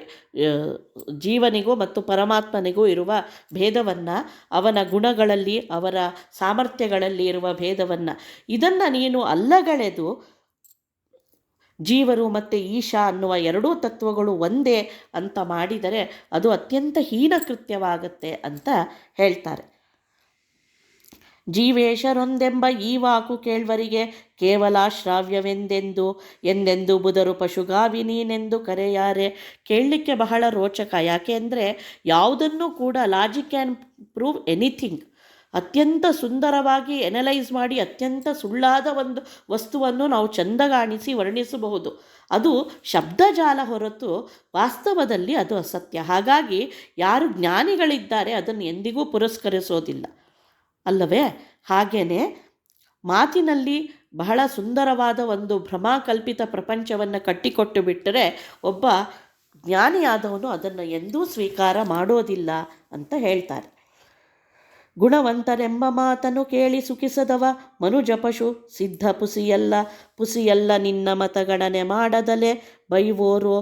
ಗುಣವಂತನೆಂಬ ಮಾತನ್ನು ಯಾರು ಬ್ರಹ್ಮ ಅಂತ ಪರಮಚೇತನ ಅಂತ ಕರಿತೀವೋ ನಾವು, ಈ ವಿಶ್ವದ ಸೃಷ್ಟಿ ಸ್ಥಿತಿ ನಿಯಮನ ಲಯ ಜ್ಞಾನ ಅಜ್ಞಾನ ಇತ್ಯಾದಿ ಅಷ್ಟಕರ್ತೃತ್ವಗಳನ್ನು ಯಾವ ಚೇತನನಲ್ಲಿ ಆರೋಪ ಮಾಡ್ತೀವೋ ಅವನಿಂದ ಎಲ್ಲ ನಡೀತಾ ಇದೆ ಅಂತ ಹೇಳ್ತೇವೋ ಅದನ್ನು ಕೇಳಿ ಸುಖಿಸದವ, ಅದನ್ನು ಒಪ್ಪಿಕೊಳ್ಳದೇ ಇರುವ ಮನಸ್ಥಿತಿ ಉಳ್ಳವ ಮನುಜ ಪಶು ಸಿದ್ಧ. ಅವನು ಪಶುವೇ, ಮನುಷ್ಯನಂತೆ ಇದ್ದರೂ ಕೂಡ ಪಶುವತ್ ಅಂತ ಪುಸಿಯಲ್ಲ ನಿನ್ನ ಮತ ಗಣನೆ ಮಾಡದಲೇ ಬೈವೋರು. ಯಾಕೆಂದರೆ ಯಾರೂ ಅದನ್ನು ಪುರಸ್ಕರಿಸೋದಿಲ್ಲ, ಜ್ಞಾನಿಗಳಿಗೆ ಪ್ರಿಯವಾದ ಮತವಲ್ಲ. ಯಾಕೆಂದರೆ ಸಾಮರ್ಥ್ಯಕ್ಕನುಗುಣವಾಗಿ ಮರ್ಯಾದೆ ಅನ್ನೋದು ಶಾಸ್ತ್ರದ ಒಂದು ರೀತಿ. ಯಾರ್ಯಾರಲ್ಲಿ ಎಷ್ಟೆಷ್ಟು ಗುಣಗಳಿವೋ ಅದಕ್ಕೆ ತಕ್ಕಂತೆ ಅವರನ್ನು ನಾವು ಎಂದಿಗೂ ಮರ್ಯಾದೆಯನ್ನು ಮಾಡುವವರು. ಇವತ್ತು ಪದವಿಗಳು, ಈಗ ನಾವು ಪಿ ಎಮ್ ಬಂದಾಗ ನಾವು ಎದ್ದು ನಿಂತು ಸಲ್ಯೂಟ್ ಮಾಡ್ತೀವಿ ಅಂದರೆ, ಒಬ್ಬ ಸಾಮಾನ್ಯ ಕಾರ್ಮಿಕ ಬಂದಾಗೂ ಆ ಮರ್ಯಾದೆಯನ್ನು ನಾವು ಕೊಡ್ತೇವೆ. ಅದರ ಅರ್ಥ ನಾವು ಅವನನ್ನು ದೂಷಣೆ ಮಾಡ್ತಿದ್ದೀವಿ ಅಂತಾಗಲಿ ಇವರನ್ನು ಮೆರೆಸ್ತೀವಿ ಅಂತಾಗಲಿ ಅಲ್ಲ. ಆದರೆ ಆ ಪದವಿಯ ಸಾಮರ್ಥ್ಯ ಅಷ್ಟಿದೆ, ಹಾಗಾಗಿ ಆ ಸಾಮರ್ಥ್ಯಕ್ಕೆ ತಕ್ಕ ಬೆಲೆಯನ್ನು ನಾವು ಕೊಡಲೇಬೇಕು.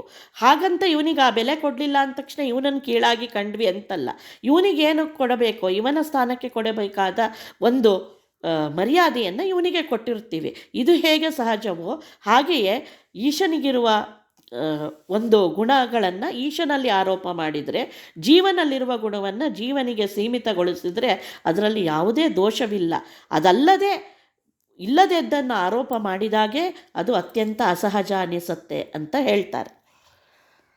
ಮಲಗರ್ತಕೆ ಶುದ್ಧ ಜಲದಿ ಸಮವೆಂತೆಂಬಿ ಕಲುಷ ವರ್ಜಿತಗೆ ತೃಣಜೀವ ಸರಿಯೇ ಸಿಂಬಳಕೆ ಗೋಘೃತವು ಸಮವೇನೋ. ಇದನ್ನು ಅರ್ಥ ಮಾಡಿಸ್ಲಿಕ್ಕೆ ಅನೇಕ ಉಪಮೆಗಳನ್ನು ಕೊಡ್ತಾರೆ. ಅಂದರೆ ಅತ್ಯಂತ ಕಲುಷವಾದ ಒಂದು ಕಸ ಹಾಕುವ ತೊಟ್ಟಿಗೂ ಶುದ್ಧ ಜಲದಿ ಒಳ್ಳೆಯ ನೀರು ತುಂಬಿಕೊಂಡ ಒಂದು ಸ್ಥಳಕ್ಕೂ ಯಾವುದಾದ್ರು ಸಮ ಅಂತ ನಾವು ಊಹಿಸ್ಲಿಕ್ಕೆ ಸಾಧ್ಯ ಆಗವಾ? ಹಾಗೆಯೇ ಕಲುಷವರ್ಜಿತಗೆ ಯಾವುದೇ ದೋಷಗಳಿಲ್ಲದ ವಸ್ತುವನ್ನು ನಾವು ಬ್ರಹ್ಮ, ಭಗವಂತ, ಪರಮಚೇತನ ಅಂತ ಕರಿತೇವೆ. ಆದರೆ ಉಳಿದ ಚೇತನರೇನಿದ್ದಾರೆ ತೃಣ ಸಮಾನರು. ಅವನ ಸಾಮರ್ಥ್ಯಕ್ಕೆ ಹೋಲಿಸಿದರೆ ಇವರೆಲ್ಲ ಹುಲ್ಲಿಗೆ ಸಮ, ಅಷ್ಟೇ ಇವರ ಯೋಗ್ಯತೆ. ಹೀಗಿರುವಾಗ ಅವರಿಬ್ಬರನ್ನು ಏಕೀಕರಿಸೋದು ಅತ್ಯಂತ ಹಸನೀಯ. ಹೇಗೆ ಅಂದರೆ ಗೋಘೃತ, ಹಸುವಿನ ತುಪ್ಪಕ್ಕೂ ಸಿಂಬಳಕ್ಕೂ ಎಲ್ಲರೂ ಒಂದು ರೀತಿಯಲ್ಲಿ ನಾವು ಸಾಮ್ಯವನ್ನು ಹೇಳಲಿಕ್ಕೆ ಸಾಧ್ಯನೇ. ಅಂದರೆ ಅತ್ಯಂತ ನಿಕೃಷ್ಟವಾದ ವಸ್ತುವಿಗೂ ಅತ್ಯಂತ ಉತ್ಕೃಷ್ಟವಾದ ವಸ್ತುವಿಗೂ ಸಾಮ್ಯ ಅನ್ನೋದು ನಾವು ಲೋಕದಲ್ಲೇ ಮಾಡೋದಿಲ್ಲ. ಇನ್ನು ಈ ಪ್ರಪಂಚದಕ್ಕಿಂತ ಅತ್ಯಂತ ಭಿನ್ನನಾದ ಪರಮಾತ್ಮನಲ್ಲಿ ನಾವು ಸಾಮ್ಯವನ್ನು ಹೇಳಲಿಕ್ಕೆ ಸಾಧ್ಯ ಇಲ್ಲ ಅಂತ ಹೇಳ್ತಾರೆ. ಐರಾವತಕ್ಕೆ ಸರಿಯೇ ಕೂರೆ ಹೇನಿನ ಮರಿಯೋ, ಮೇರು ಪರ್ವತಕ್ಕೆ ಕಸಕುಪ್ಪೆ ಸರಿಬಹುದೇ ತೋರಿಸೋ ನಿನ್ನ ಅಜ್ಞಾನ. ಐರಾವತ ಏನು ಸ್ವರ್ಗಲೋಕದ ಆನೆ ಅಂತ ಕರಿತೀವಿ, ಅದಕ್ಕೂ ಕೂರೆ ಹೇನಿನ ಮರಿಯ ಚಿಕ್ಕ ಪ್ರಾಣಿಗಳ ಮೈ ಮೇಲೆ ಕಾಣಿಸಲ್ಪಡುವ ಚಿಕ್ಕ ಹೇನಿನ ಮರಿಗೂ ಎಲ್ಲರೂ ಸಾಮ್ಯ ಉಂಟೆ.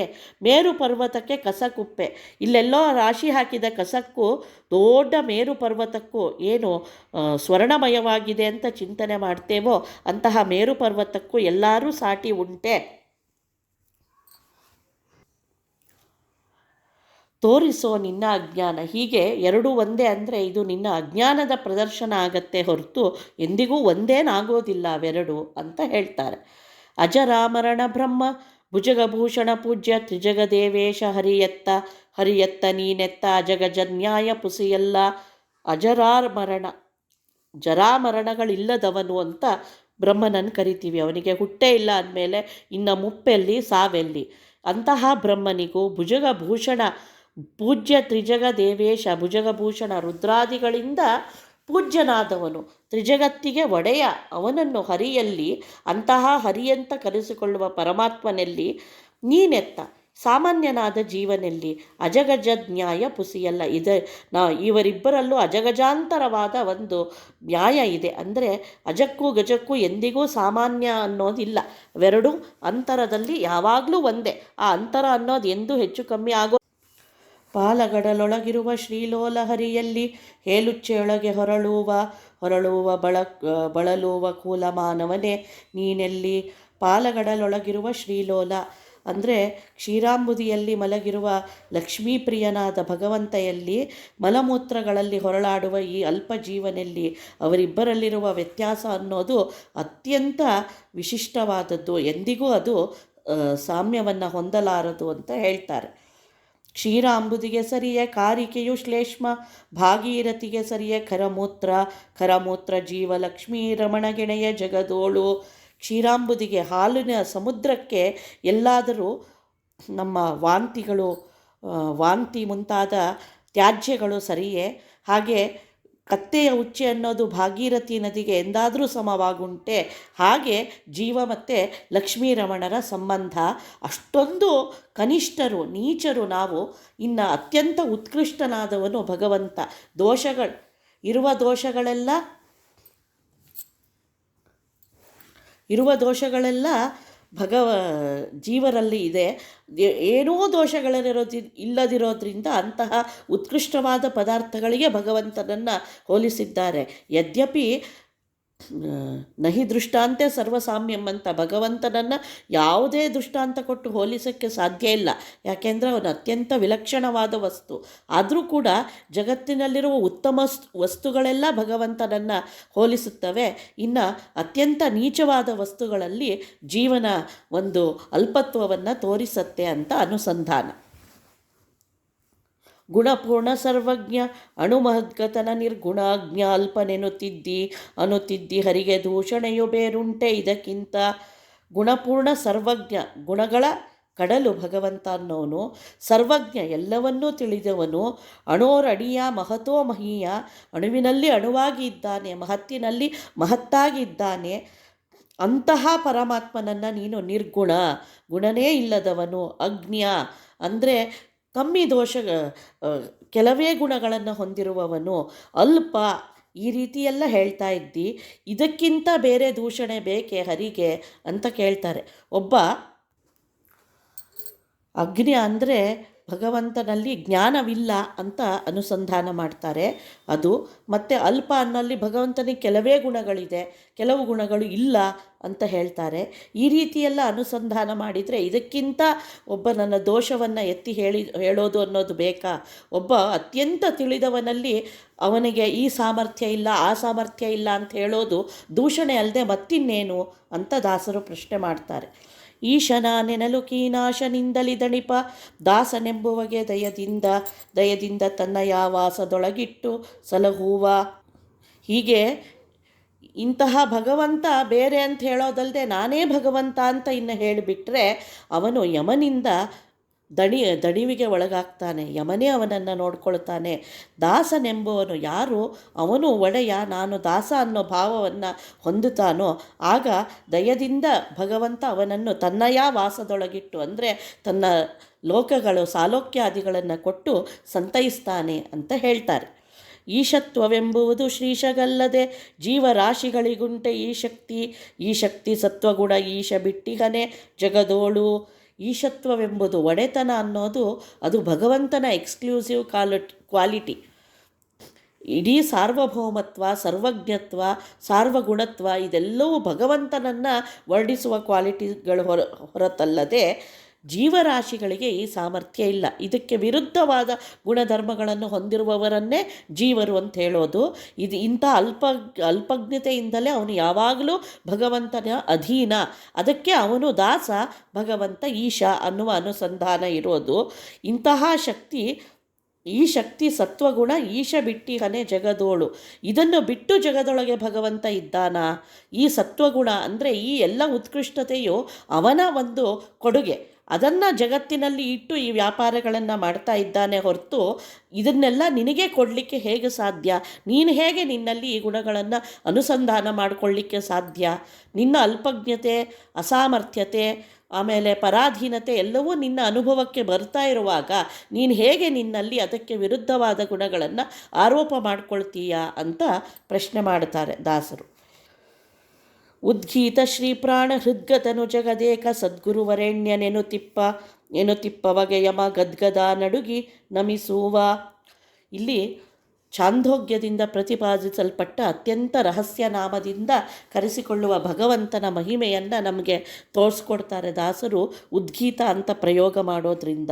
ಉದ್ಗೀತ ಅಂದರೆ ಓಂಕಾರದ ಒಂದು ವಿಸ್ತೃತವಾದ ಅರ್ಥವನ್ನು ಹೊಂದಿರುವ ವಿಶಿಷ್ಟವಾದ ರೂಪ.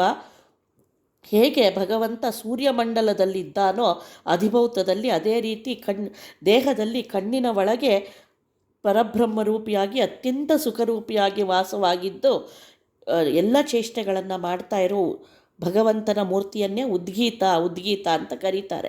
ಇನ್ನೊಂದು ಅರ್ಥ ಉದ್ಗೀತ ಯಾಕಂದರೆ ರುಕ್ ಮತ್ತು ಸಾಮ, ರುಕ್ನಲ್ಲಿ ವಾಯುದೇವರು ಮತ್ತು ಸಾಮರೂಪದಿಂದ ಭಾರತೀ ದೇವಿಯು ಸೇರಿ ಈ ಭಗವಂತನನ್ನು ಅನೇಕ ರೀತಿಯಲ್ಲಿ ಸ್ತೋತ್ರ ಮಾಡುತ್ತಾರೆ, ಅವನ ವ್ಯಾಪಾರಗಳನ್ನು ಕೊಂಡಾಡ್ತಾರೆ. ಆದ್ದರಿಂದ ಉತ್ಕೃಷ್ಟವಾದ ಗಾಯನಕ್ಕೆ ಒಳಗಾಗುವನಾದ್ದರಿಂದ ಅವನನ್ನು ಉದ್ಗೀತ ಅಂತ ಕರೀತಾರೆ. ಇಂತಹ ಉದ್ಗೀತ ಶ್ರೀ ಪ್ರಾಣಹೃದ್ಗತನು ಅಂತ ಹೇಳ್ತಾರೆ. ಇಲ್ಲಿ ಶ್ರೀ ಅಂದರೆ ಭಾರತೀ ದೇವಿ. ಭಾರತಿ ಮತ್ತು ಪ್ರಾಣದೇವರನ್ನು ಅಧಿಷ್ಠಾನವಾಗಿ ಮಾಡಿಕೊಂಡು ಭಗವಂತ ಜಗತ್ತಿನಲ್ಲಿ ಅನೇಕ ವ್ಯಾಪಾರವನ್ನು ಮಾಡೋದನ್ನು ಉಪನಿಷತ್ತು ವರ್ಣಿಸುತ್ತೆ. ಇದಕ್ಕೆ ಒಂದು ಹಿನ್ನೆಲೆಯ ಕಥೆಯನ್ನು ಹೇಳ್ತಾರೆ. ಇವರೇ ಯಾಕೆ ಹೃದ್ಗತನು, ಇವರ ಹೃದಯದಲ್ಲೇ ಯಾಕೆ ಭಗವಂತ ನೆಲೆಸಿದ್ದಾನೆ ಅಂತ ಹೇಳಬೇಕಾದ್ರೆ, ಹಿಂದೆ ದೇವಾಸುರ ಯುದ್ಧದಲ್ಲಿ ಈ ಎಲ್ಲ ದೇವತೆಗಳು ಕೂಡ ಅಸುರರನ್ನು ಗೆಲ್ಲಿಕ್ಕಾಗಿ ಉದ್ಗೀತ ನಾಮಕ ಭಗವಂತನನ್ನು ಉಪಾಸನೆ ಮಾಡಲಿಕ್ಕೆ ಹೊರಡ್ತಾರೆ. ಉಪಾಸನೆ ಮಾಡುವಾಗ ಒಂದು ಉತ್ಕೃಷ್ಟವಾದ ಅಧಿಷ್ಠಾನವನ್ನು ಹುಡುಕ್ತಾ ಹೋಗ್ತಾರೆ. ಆದರೆ ಎಲ್ಲ ಇಂದ್ರಿಯಾಭಿಮಾನಿ ದೇವತೆಗಳು ಎಲ್ಲರೂ ಕೂಡ ಅದರಲ್ಲಿ ಸೋತಾಗ ಕೊನೆಯಲ್ಲಿ ಪ್ರಾಣದೇವರಲ್ಲಿ ಈ ಅಧಿಷ್ಠಾನವನ್ನು ಹುಡುಕಿಕೊಂಡು ಅಲ್ಲಿ ಅವನ ಉದ್ಗೀತನ ಉಪಾಸನೆ ಮಾಡಬೇಕಾದ್ರೆ ಹೊರಗಿಂದ ಎಷ್ಟೇ ದುಷ್ಟಶಕ್ತಿಗಳು ಬಂದರೂ ಕೂಡ ಅವೆಲ್ಲ ಕಲ್ಲು ಬಂಡೆಯಂತೆ ಪುಡಿ ಪುಡಿಯಾಗಿ ಈ ಅಧಿಷ್ಠಾನದಲ್ಲಿ ಯಾವ ದೋಷವೂ ಉಂಟಾಗಲ್ಲ. ಅದಕ್ಕೆ ಪ್ರಾಣದೇವರಿಗೆ ಆಕಣಾಶ್ಮ ಸಮರು ಅಂತಲೂ ಕರೀತಾರೆ. ಇದರಿಂದಾಗಿ ಭಗವಂತನ ಅತ್ಯಂತ ಉತ್ಕೃಷ್ಟವಾದ ಅಧಿಷ್ಠಾನ ಪ್ರಾಣದೇವರೇ. ಅಂದರೆ ಪ್ರಾಣದೇವರಲ್ಲೇ ಭಗವಂತನ ಉಪಾಸನೆ ಮಾಡಬೇಕು ಅನ್ನೋದನ್ನು ಕೂಡ ಉಪನಿಷತ್ತು ಇಲ್ಲಿ ತೋರಿಸ್ಕೊಡತ್ತೆ.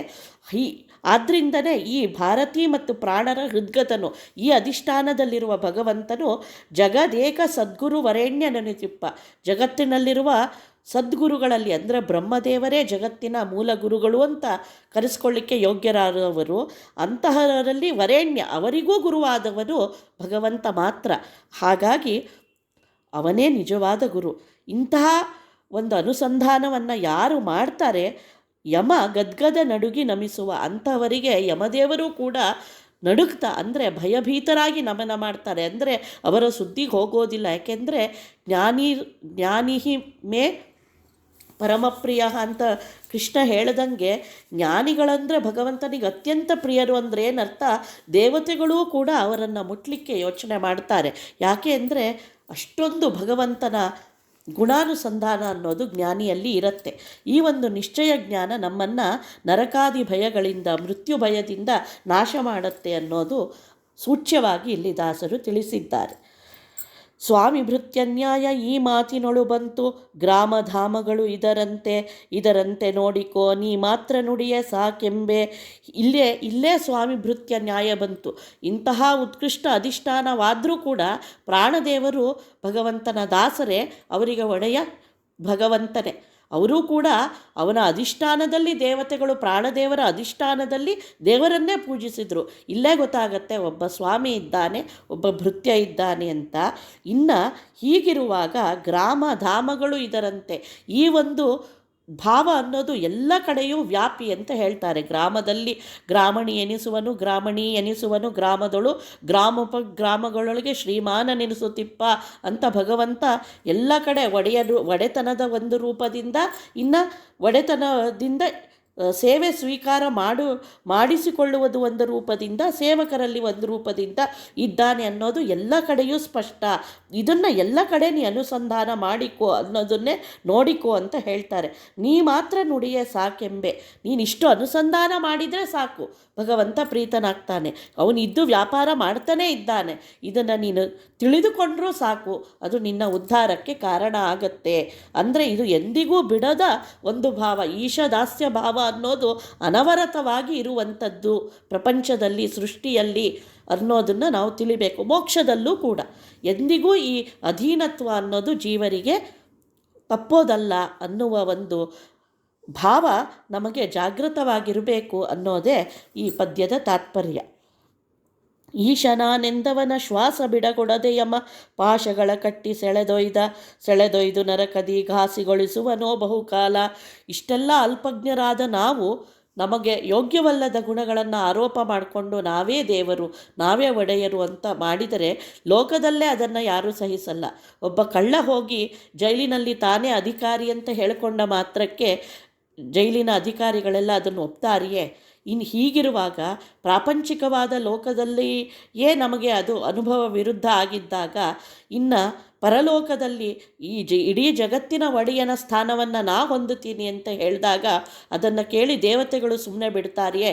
ಯಮದೇವರು ಅಂಥವರನ್ನು ಅತ್ಯಂತ ಘೋರವಾಗಿ ಶಿಕ್ಷೆ ಮಾಡ್ತಾರೆ. ಅಂದರೆ ಶಿಕ್ಷೆಯ ಭಯ ಅಂತಲ್ಲ, ನಿನಗೆ ಅಯೋಗ್ಯವಾದ ಸ್ಥಾನವನ್ನು ಎಂದಿಗೂ ನೀನು ಬಯಸಬಾರದು ಅಂತ ದಾಸರು ಹೇಳ್ತಾ ಇದ್ದಾರೆ. ಅಲ್ಲಿ ಮಾತೃಪಿತೃದ್ರೋಹಿ ಭ್ರಾತೃ ಸಖ ಗುರು ಬಂಧು ಘಾತಕನು ನೀನು ಪುಸಿಯಲ್ಲ ಶ್ರೀ ಜಗನ್ನಾಥ ವಿಠ್ಠಲನೇ ನಾನೆಂಬಿ.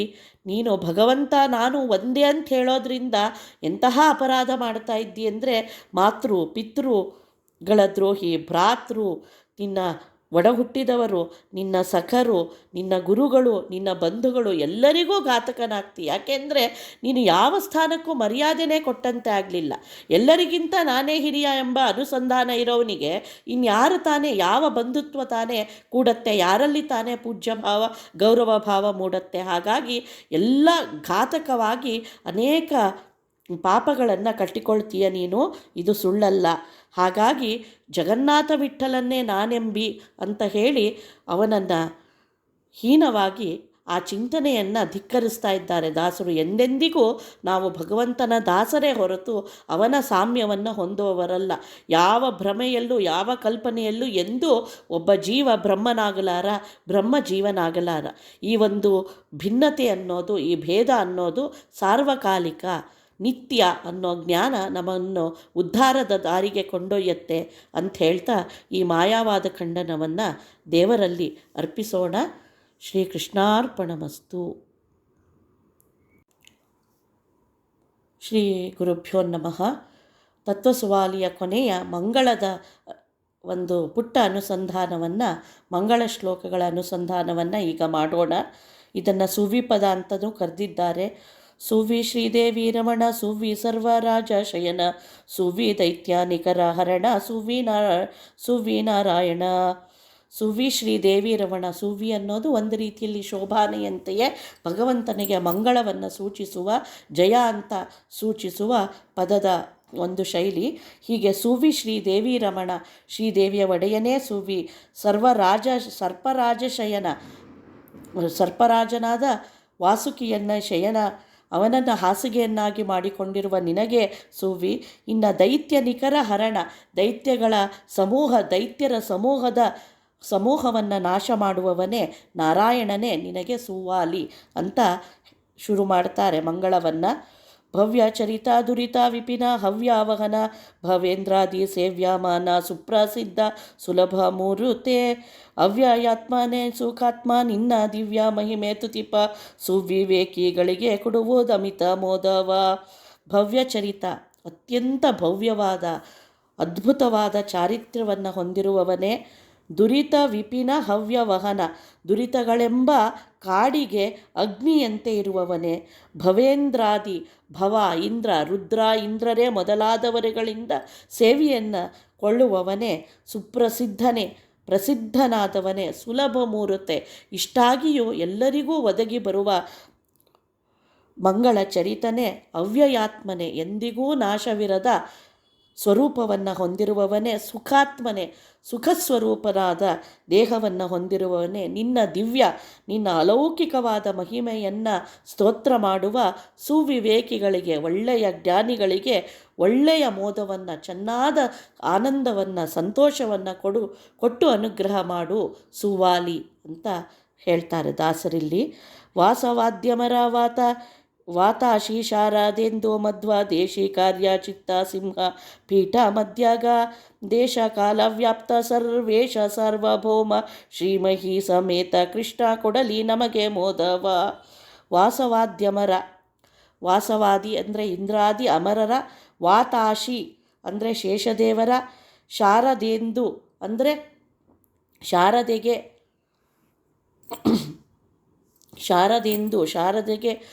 ಶಾರದೆಯ ವದನಕ್ಕೆ ಚಂದ್ರನಂತಿರುವ ಬ್ರಹ್ಮ ಮತ್ತು ಮಧ್ವದೇಶಿ ಕಾರ್ಯ ಮಧ್ವಾಚಾರ್ಯರ ಚಿತ್ತ ಸಿಂಹಪೀಠ ಮಧ್ಯಗ, ಇವರೆಲ್ಲರ ಮನಸ್ಸೆಂಬ ಸಿಂಹಾಸನದಲ್ಲಿ ಎಂದೆಂದೂ ರಾರಾಜಿಸುವ ದೇಶ ಕಾಲವ್ಯಾಪ್ತ, ದೇಶದಿಂದ ಕಾಲದಿಂದ ಸರ್ವತ್ರ ವ್ಯಾಪ್ತನಾಗಿರುವ ಸರ್ವೇಶ, ಎಲ್ಲರಿಗೂ ಒಡೆಯನಾದ ಸಾರ್ವಭೌಮ ಸಾಮ್ರಾಟನೇ. ಶ್ರೀಮಹೀ ಸಮೇತ ಕೃಷ್ಣ, ಲಕ್ಷ್ಮೀದೇವಿಯಿಂದ ಶ್ರೀರೂಪ ಭೂರೂಪರಾದ ಲಕ್ಷ್ಮೀ ಸಮೇತರಿಂದ ಕೂಡಿರುವ ಶ್ರೀಕೃಷ್ಣನೇ ನಮಗೆ ಒಳ್ಳೆಯ ಸಂತಸವನ್ನು ಕೊಡಲಿ ಅಂತ ದಾಸರು. ಮಂಗಳ ಅಂದ್ರೇನು? ಭಗವಂತ ಆನಂದಪೂರ್ಣ ಅನ್ನುವ ಚಿಂತನೆ ನಾವು ಮಾಡಿದಷ್ಟು ನಮ್ಮ ಅಮಂಗಳ ಕಳೆದು ನಮಗೆ ಆನಂದದ ಅನುಭೂತಿಯನ್ನು ಭಗವಂತ ಕೊಡ್ತಾನೆ. ಅದೇ ಮಂಗಳಾಶಂಸನ. ಭಗವಂತನಲ್ಲಿ ಆನಂದದ ಚಿಂತನೆಯನ್ನು ಮಾಡೋದ್ರಿಂದ ಬಿಂಬನಾದ ಅವನಲ್ಲಿ ಚಿಂತಿಸುವ ಆನಂದ ನಮಗೂ ಆನಂದಪ್ರದವಾಗತ್ತೆ ಅನ್ನೋದನ್ನು ದಾಸರು ಇಲ್ಲಿ ತೋರಿಸ್ಕೊಡ್ತಾ ಇದ್ದಾರೆ. ಕಮಲ ಸಂಭಾವನ ವೇದ ತಮನು ಒಯ್ಯುತ್ತಿರಲು ಲಕ್ಷ್ಮೀ ರಮಣ ಮತ್ಸ್ಯನಾಗಿ ತಂದ ಶರದಿ ಮಥನಾದಿ ಕಮಟ ರೂಪದಿಂದ ಸುರರಿಗೆ ಅಮೃತವಿತ್ತು ಕಾಯ್ದ ಕೆಳ ಸುಮನಸೇಂದ್ರ ಸ್ವಾಮಿ ಕೊಡಲಿ ಯಮಗೆ ಮಂಗಳ. ಕಮಲ ಸಂಭವನ ವೇದ, ಬ್ರಹ್ಮದೇವರಿಗೆ ಉಪದೇಶಗೊಂಡ ವೇದವನ್ನು ತಮನು ಸೋಮಕನು ಒಯ್ಯುತ್ತಿರಲು ಲಕ್ಷ್ಮೀರಮಣ ಸ್ವಾಮಿ ಮತ್ಸ್ಯನಾಗಿ ಬಂದು ವೇದವನ್ನು ವಾಪಸ್ಸು ತಂದಿದ್ದೀಯಾ, ಶರದಿ ಮತನದಿ ಸಮುದ್ರವನ್ನು ಕಡಲನ್ನು ಕಡೆವಾಗ ಕಮಟ ರೂಪದಿ ಕೂರ್ಮ ರೂಪನಾಗಿ ಬಂದು ಸುರರಿಗೆ ಅಮೃತವಿತ್ತು, ಸುರರಿಗೆ ಅಮೃತವನ್ನೂ ಪ್ರದಾನ ಮಾಡಿ ಕಾಯ್ದ ರಕ್ಷಣೆ ಮಾಡಿದಿ. ಅಮೃತ ಕೊಟ್ಟ ಅಂದ ತಕ್ಷಣ ಅಲ್ಲಿ ಅಜಿತ ರೂಪ, ಕೂರ್ಮ ರೂಪ, ಧನ್ವಂತ್ರಿ ರೂಪ, ಮೋಹಿನಿ ರೂಪ, ಈ ಎಲ್ಲ ರೂಪಗಳ ಅನುಸಂಧಾನವನ್ನು ಮಾಡಬಹುದು. ಹೀಗೆ ದೇವತೆಗಳನ್ನು ಕಾಯ್ದ ಅಖಿಳ ಸುಮನಸೇಂದ್ರ ಸ್ವಾಮಿ, ಎಲ್ಲ ದೇವತೆಗಳ ಒಡೆಯ ನಮಗೆ ಮಂಗಳವನ್ನು ಕೊಡಲಿ ಅಂತ ದಾಸರು ಪ್ರಾರ್ಥನೆ ಮಾಡ್ತಾ ಇದ್ದಾರೆ. ಕನಕಲೋಚನನ್ನ ಸದದು ಮನುಜಾಸಿಂಗ ವೇಷನಾದ ದ್ಯುನದಿ ಪಡೆದ ಜನನಿ ಕಡಿದು ವನವಾಚರಿಸಿದ ಜನಪ ಕಂಸ ನೊದದು ತ್ರಿಪುರ ವನಿತೆ ಸೂರತನ ಸೌರತನ ನಳಿದ ವಿನುತ ಕಲ್ಕಿ ದೇವರಾಜ ಎಂಬ ಸಲಹಲಿ. ಇಲ್ಲಿ ಈ ರೂಪಗಳ ಚಿಂತನೆಯನ್ನು ಮಾಡಿ ಮುಂದೆ ಕನಕಲೋಚನನ್ನ ಸದೆದು ಹಿರಣ್ಯಾಕ್ಷನನ್ನು ಕೊಂದ ವರಾಹನಾಮಕನು, ಮನುಜ ಸಿಂಗವೇಶನಾದ ನರಸಿಂಹ, ದ್ಯುನದಿ ಪಡೆದ ತ್ರಿವಿಕ್ರಮ ವಾಮನ ತ್ರಿವಿಕ್ರಮನಾದ ಬಗೆ, ಜನನಿ ಕಡೆದು ಪರಶುರಾಮ, ವನವಚರಿಸಿದ ರಾಮ, ಜನಪ ಕಂಸನೊದೆದ ಕೃಷ್ಣ, ತ್ರಿಪುರ ವನಿತೆ ಸೂರತವನ ಅಳಿದ ಬುದ್ಧ, ಹಾಗೆ ವಿನುತ ಎಲ್ಲರಿಂದ ವಿಶೇಷವಾಗಿ ನಮಿಸಲ್ಪಡುವ ಕಲ್ಕಿ ದೇವತೆಗಳ ಒಡೆಯ ನಮ್ಮನ್ನು ರಕ್ಷಣೆ ಮಾಡಲಿ ಅಂತ ದಶಾವತಾರಗಳನ್ನು ಬಹಳ ಚೆನ್ನಾಗಿ ಸ್ತೋತ್ರ ಮಾಡ್ತಾರೆ. ಪಾಹಿ ಪಾವನ್ನ ಚರಿತ, ಪಾಹಿ ಪಾಹಿ ಪದ್ಮನೇತ್ರ, ಪಾಹಿ ನಿಗಮಾನಿಕರ ಸ್ತೋತ್ರ ಲಲಿತಾ ಗಾತ್ರ, ಮಾಂ ಪಾಹಿ ಸುಜನ ಸ್ತೋಮ ಮಿತ್ರ, ದೋಷ ದೂರ ಸುಗುಣ ಸಂದೋಹ ಜಗನ್ನಾಥ ವಿಠಲ ಜಯ ತ್ರಿಧಾಮಗ. ಪಾಹಿ ನಮ್ಮನ್ನು ರಕ್ಷಣೆ ಮಾಡು, ಪಾವನ್ನ ಚರಿತ ಉತ್ತಮವಾದ ಚರಿತ್ರೆಯುಳ್ಳವನೇ, ಮೇಲೆಲ್ಲ ಅನೇಕ ಅವತಾರಗಳಲ್ಲಿ ಭಗವಂತ ಬಂದು ಮಾಡಿದ ಲೀಲೆಗಳೆಲ್ಲ ನೋಡಿ ಇಂತಹ ಉತ್ತಮ ಚರಿತ್ರೆಯುಳ್ಳವನೇ, ಪಾಹಿ ನಮ್ಮನ್ನು ರಕ್ಷಣೆ ಮಾಡು. ಪದ್ಮನೇತ್ರ ಪಾಹಿ, ಕರುಣೆಯ ಕಮಲದ ದಳಗಳಿಂದ ಅರಳುದಾವರಗಳ ಕಣ್ಣುಗಳುಳ್ಳ ಅತ್ಯಂತ ಕರುಣಾಶಾಲಿಯಾದ ಭಗವಂತನೇ ನಮ್ಮನ್ನು ರಕ್ಷಿಸು. ನಿಗಮ ನಿಖರ ಸ್ತೋತ್ರ, ವೇದ ತತಿಗಳಿಂದ ಸ್ತೋತ್ರ ಮಾಡಲ್ಪಡುವ ಲಲಿತಗಾತ್ರ, ಸುಮಂಗಳವಾದ ಚಾರಿತ್ರ್ಯವನ್ನು ಹೊಂದಿರುವ ಮಾಂ ಪಾಹಿ ನಮ್ಮನ್ನು ರಕ್ಷಣೆ ಮಾಡು. ಸುಜನ ಸ್ತೋಮ ಮಿತ್ರ, ಸಜ್ಜನರ ಗಡಣಕ್ಕೆ ತಾನು ಮಿತ್ರರಂತಿರುವ, ದೋಷ ದೂರ ಯಾವ ದೋಷಗಳೂ ಇಲ್ಲದ, ಸುಗುಣ ಉತ್ತಮ ಗುಣಗಳ ರಾಶಿ, ಸುಗುಣ ಸಂದೋಹ ಉತ್ತಮ ಗುಣಗಳ ಕಡಲು ರಾಶಿಯಾದವನೇ ಜಗನ್ನಾಥ ವಿಠ್ಠಲನೇ, ಜಯ ನಿನಗೆ ಜಯವಾಗಲಿ. ತ್ರಿಧಾಮಗ, ಮೂರು ಧಾಮಗಳನ್ನು ವೈಕುಂಠ ಶ್ವೇತದ್ವೀಪ ಅನಂತಾಸನದಲ್ಲಿ ನಿಂತು ರಾರಾಜಿಸುತ್ತಿರುವ ಭಗವಂತನೇ ನಿನಗೆ ನಮಸ್ಕಾರ, ನಮ್ಮನ್ನು ರಕ್ಷಣೆ ಮಾಡು ಅಂತ ಸ್ತೋತ್ರ ಮಾಡ್ತಾ ಈ ತತ್ವಸುವಾಲಿ ಎಂಬ ಸ್ತೋತ್ರಗಳ ಗುಚ್ಛವನ್ನು ಜಗನ್ನಾಥ ವಿಠ್ಠಲನಿಗೆ ಈ ರೀತಿಯ ಮಂಗಳಾಶಂಸನದ ಮೂಲಕ ದಾಸರು ಸಮರ್ಪಣೆ ಮಾಡ್ತಾ ಇದ್ದಾರೆ. ಇದನ್ನು ಈ ವಿಶ್ವಾವಸು ನಾಮ ಸಂವತ್ಸರದ ಭಾದ್ರಪದ ಶುದ್ಧ ನವಮಿ ಜಗನ್ನಾಥದಾಸರ ಆರಾಧನೆಯಿಂದಲೇ ಅವರ ಅಂತರ್ಯಾಮಿಯಾದ ಜಗನ್ನಾಥ ವಿಠ್ಠಲನ ಅಂತರ್ಯಾಮಿಯಾದ ಹಾಗೆ ಭಾರತೀ ರಮಣ ಮುಖ್ಯ ಪ್ರಾಣ ಅಂತರ್ಗತ ಭಗವಂತನಿಗೆ ಅರ್ಪಿಸಿ ನಾವು ಧನ್ಯರಾಗೋಣ. ಶ್ರೀಕೃಷ್ಣಾರ್ಪಣಮಸ್ತು.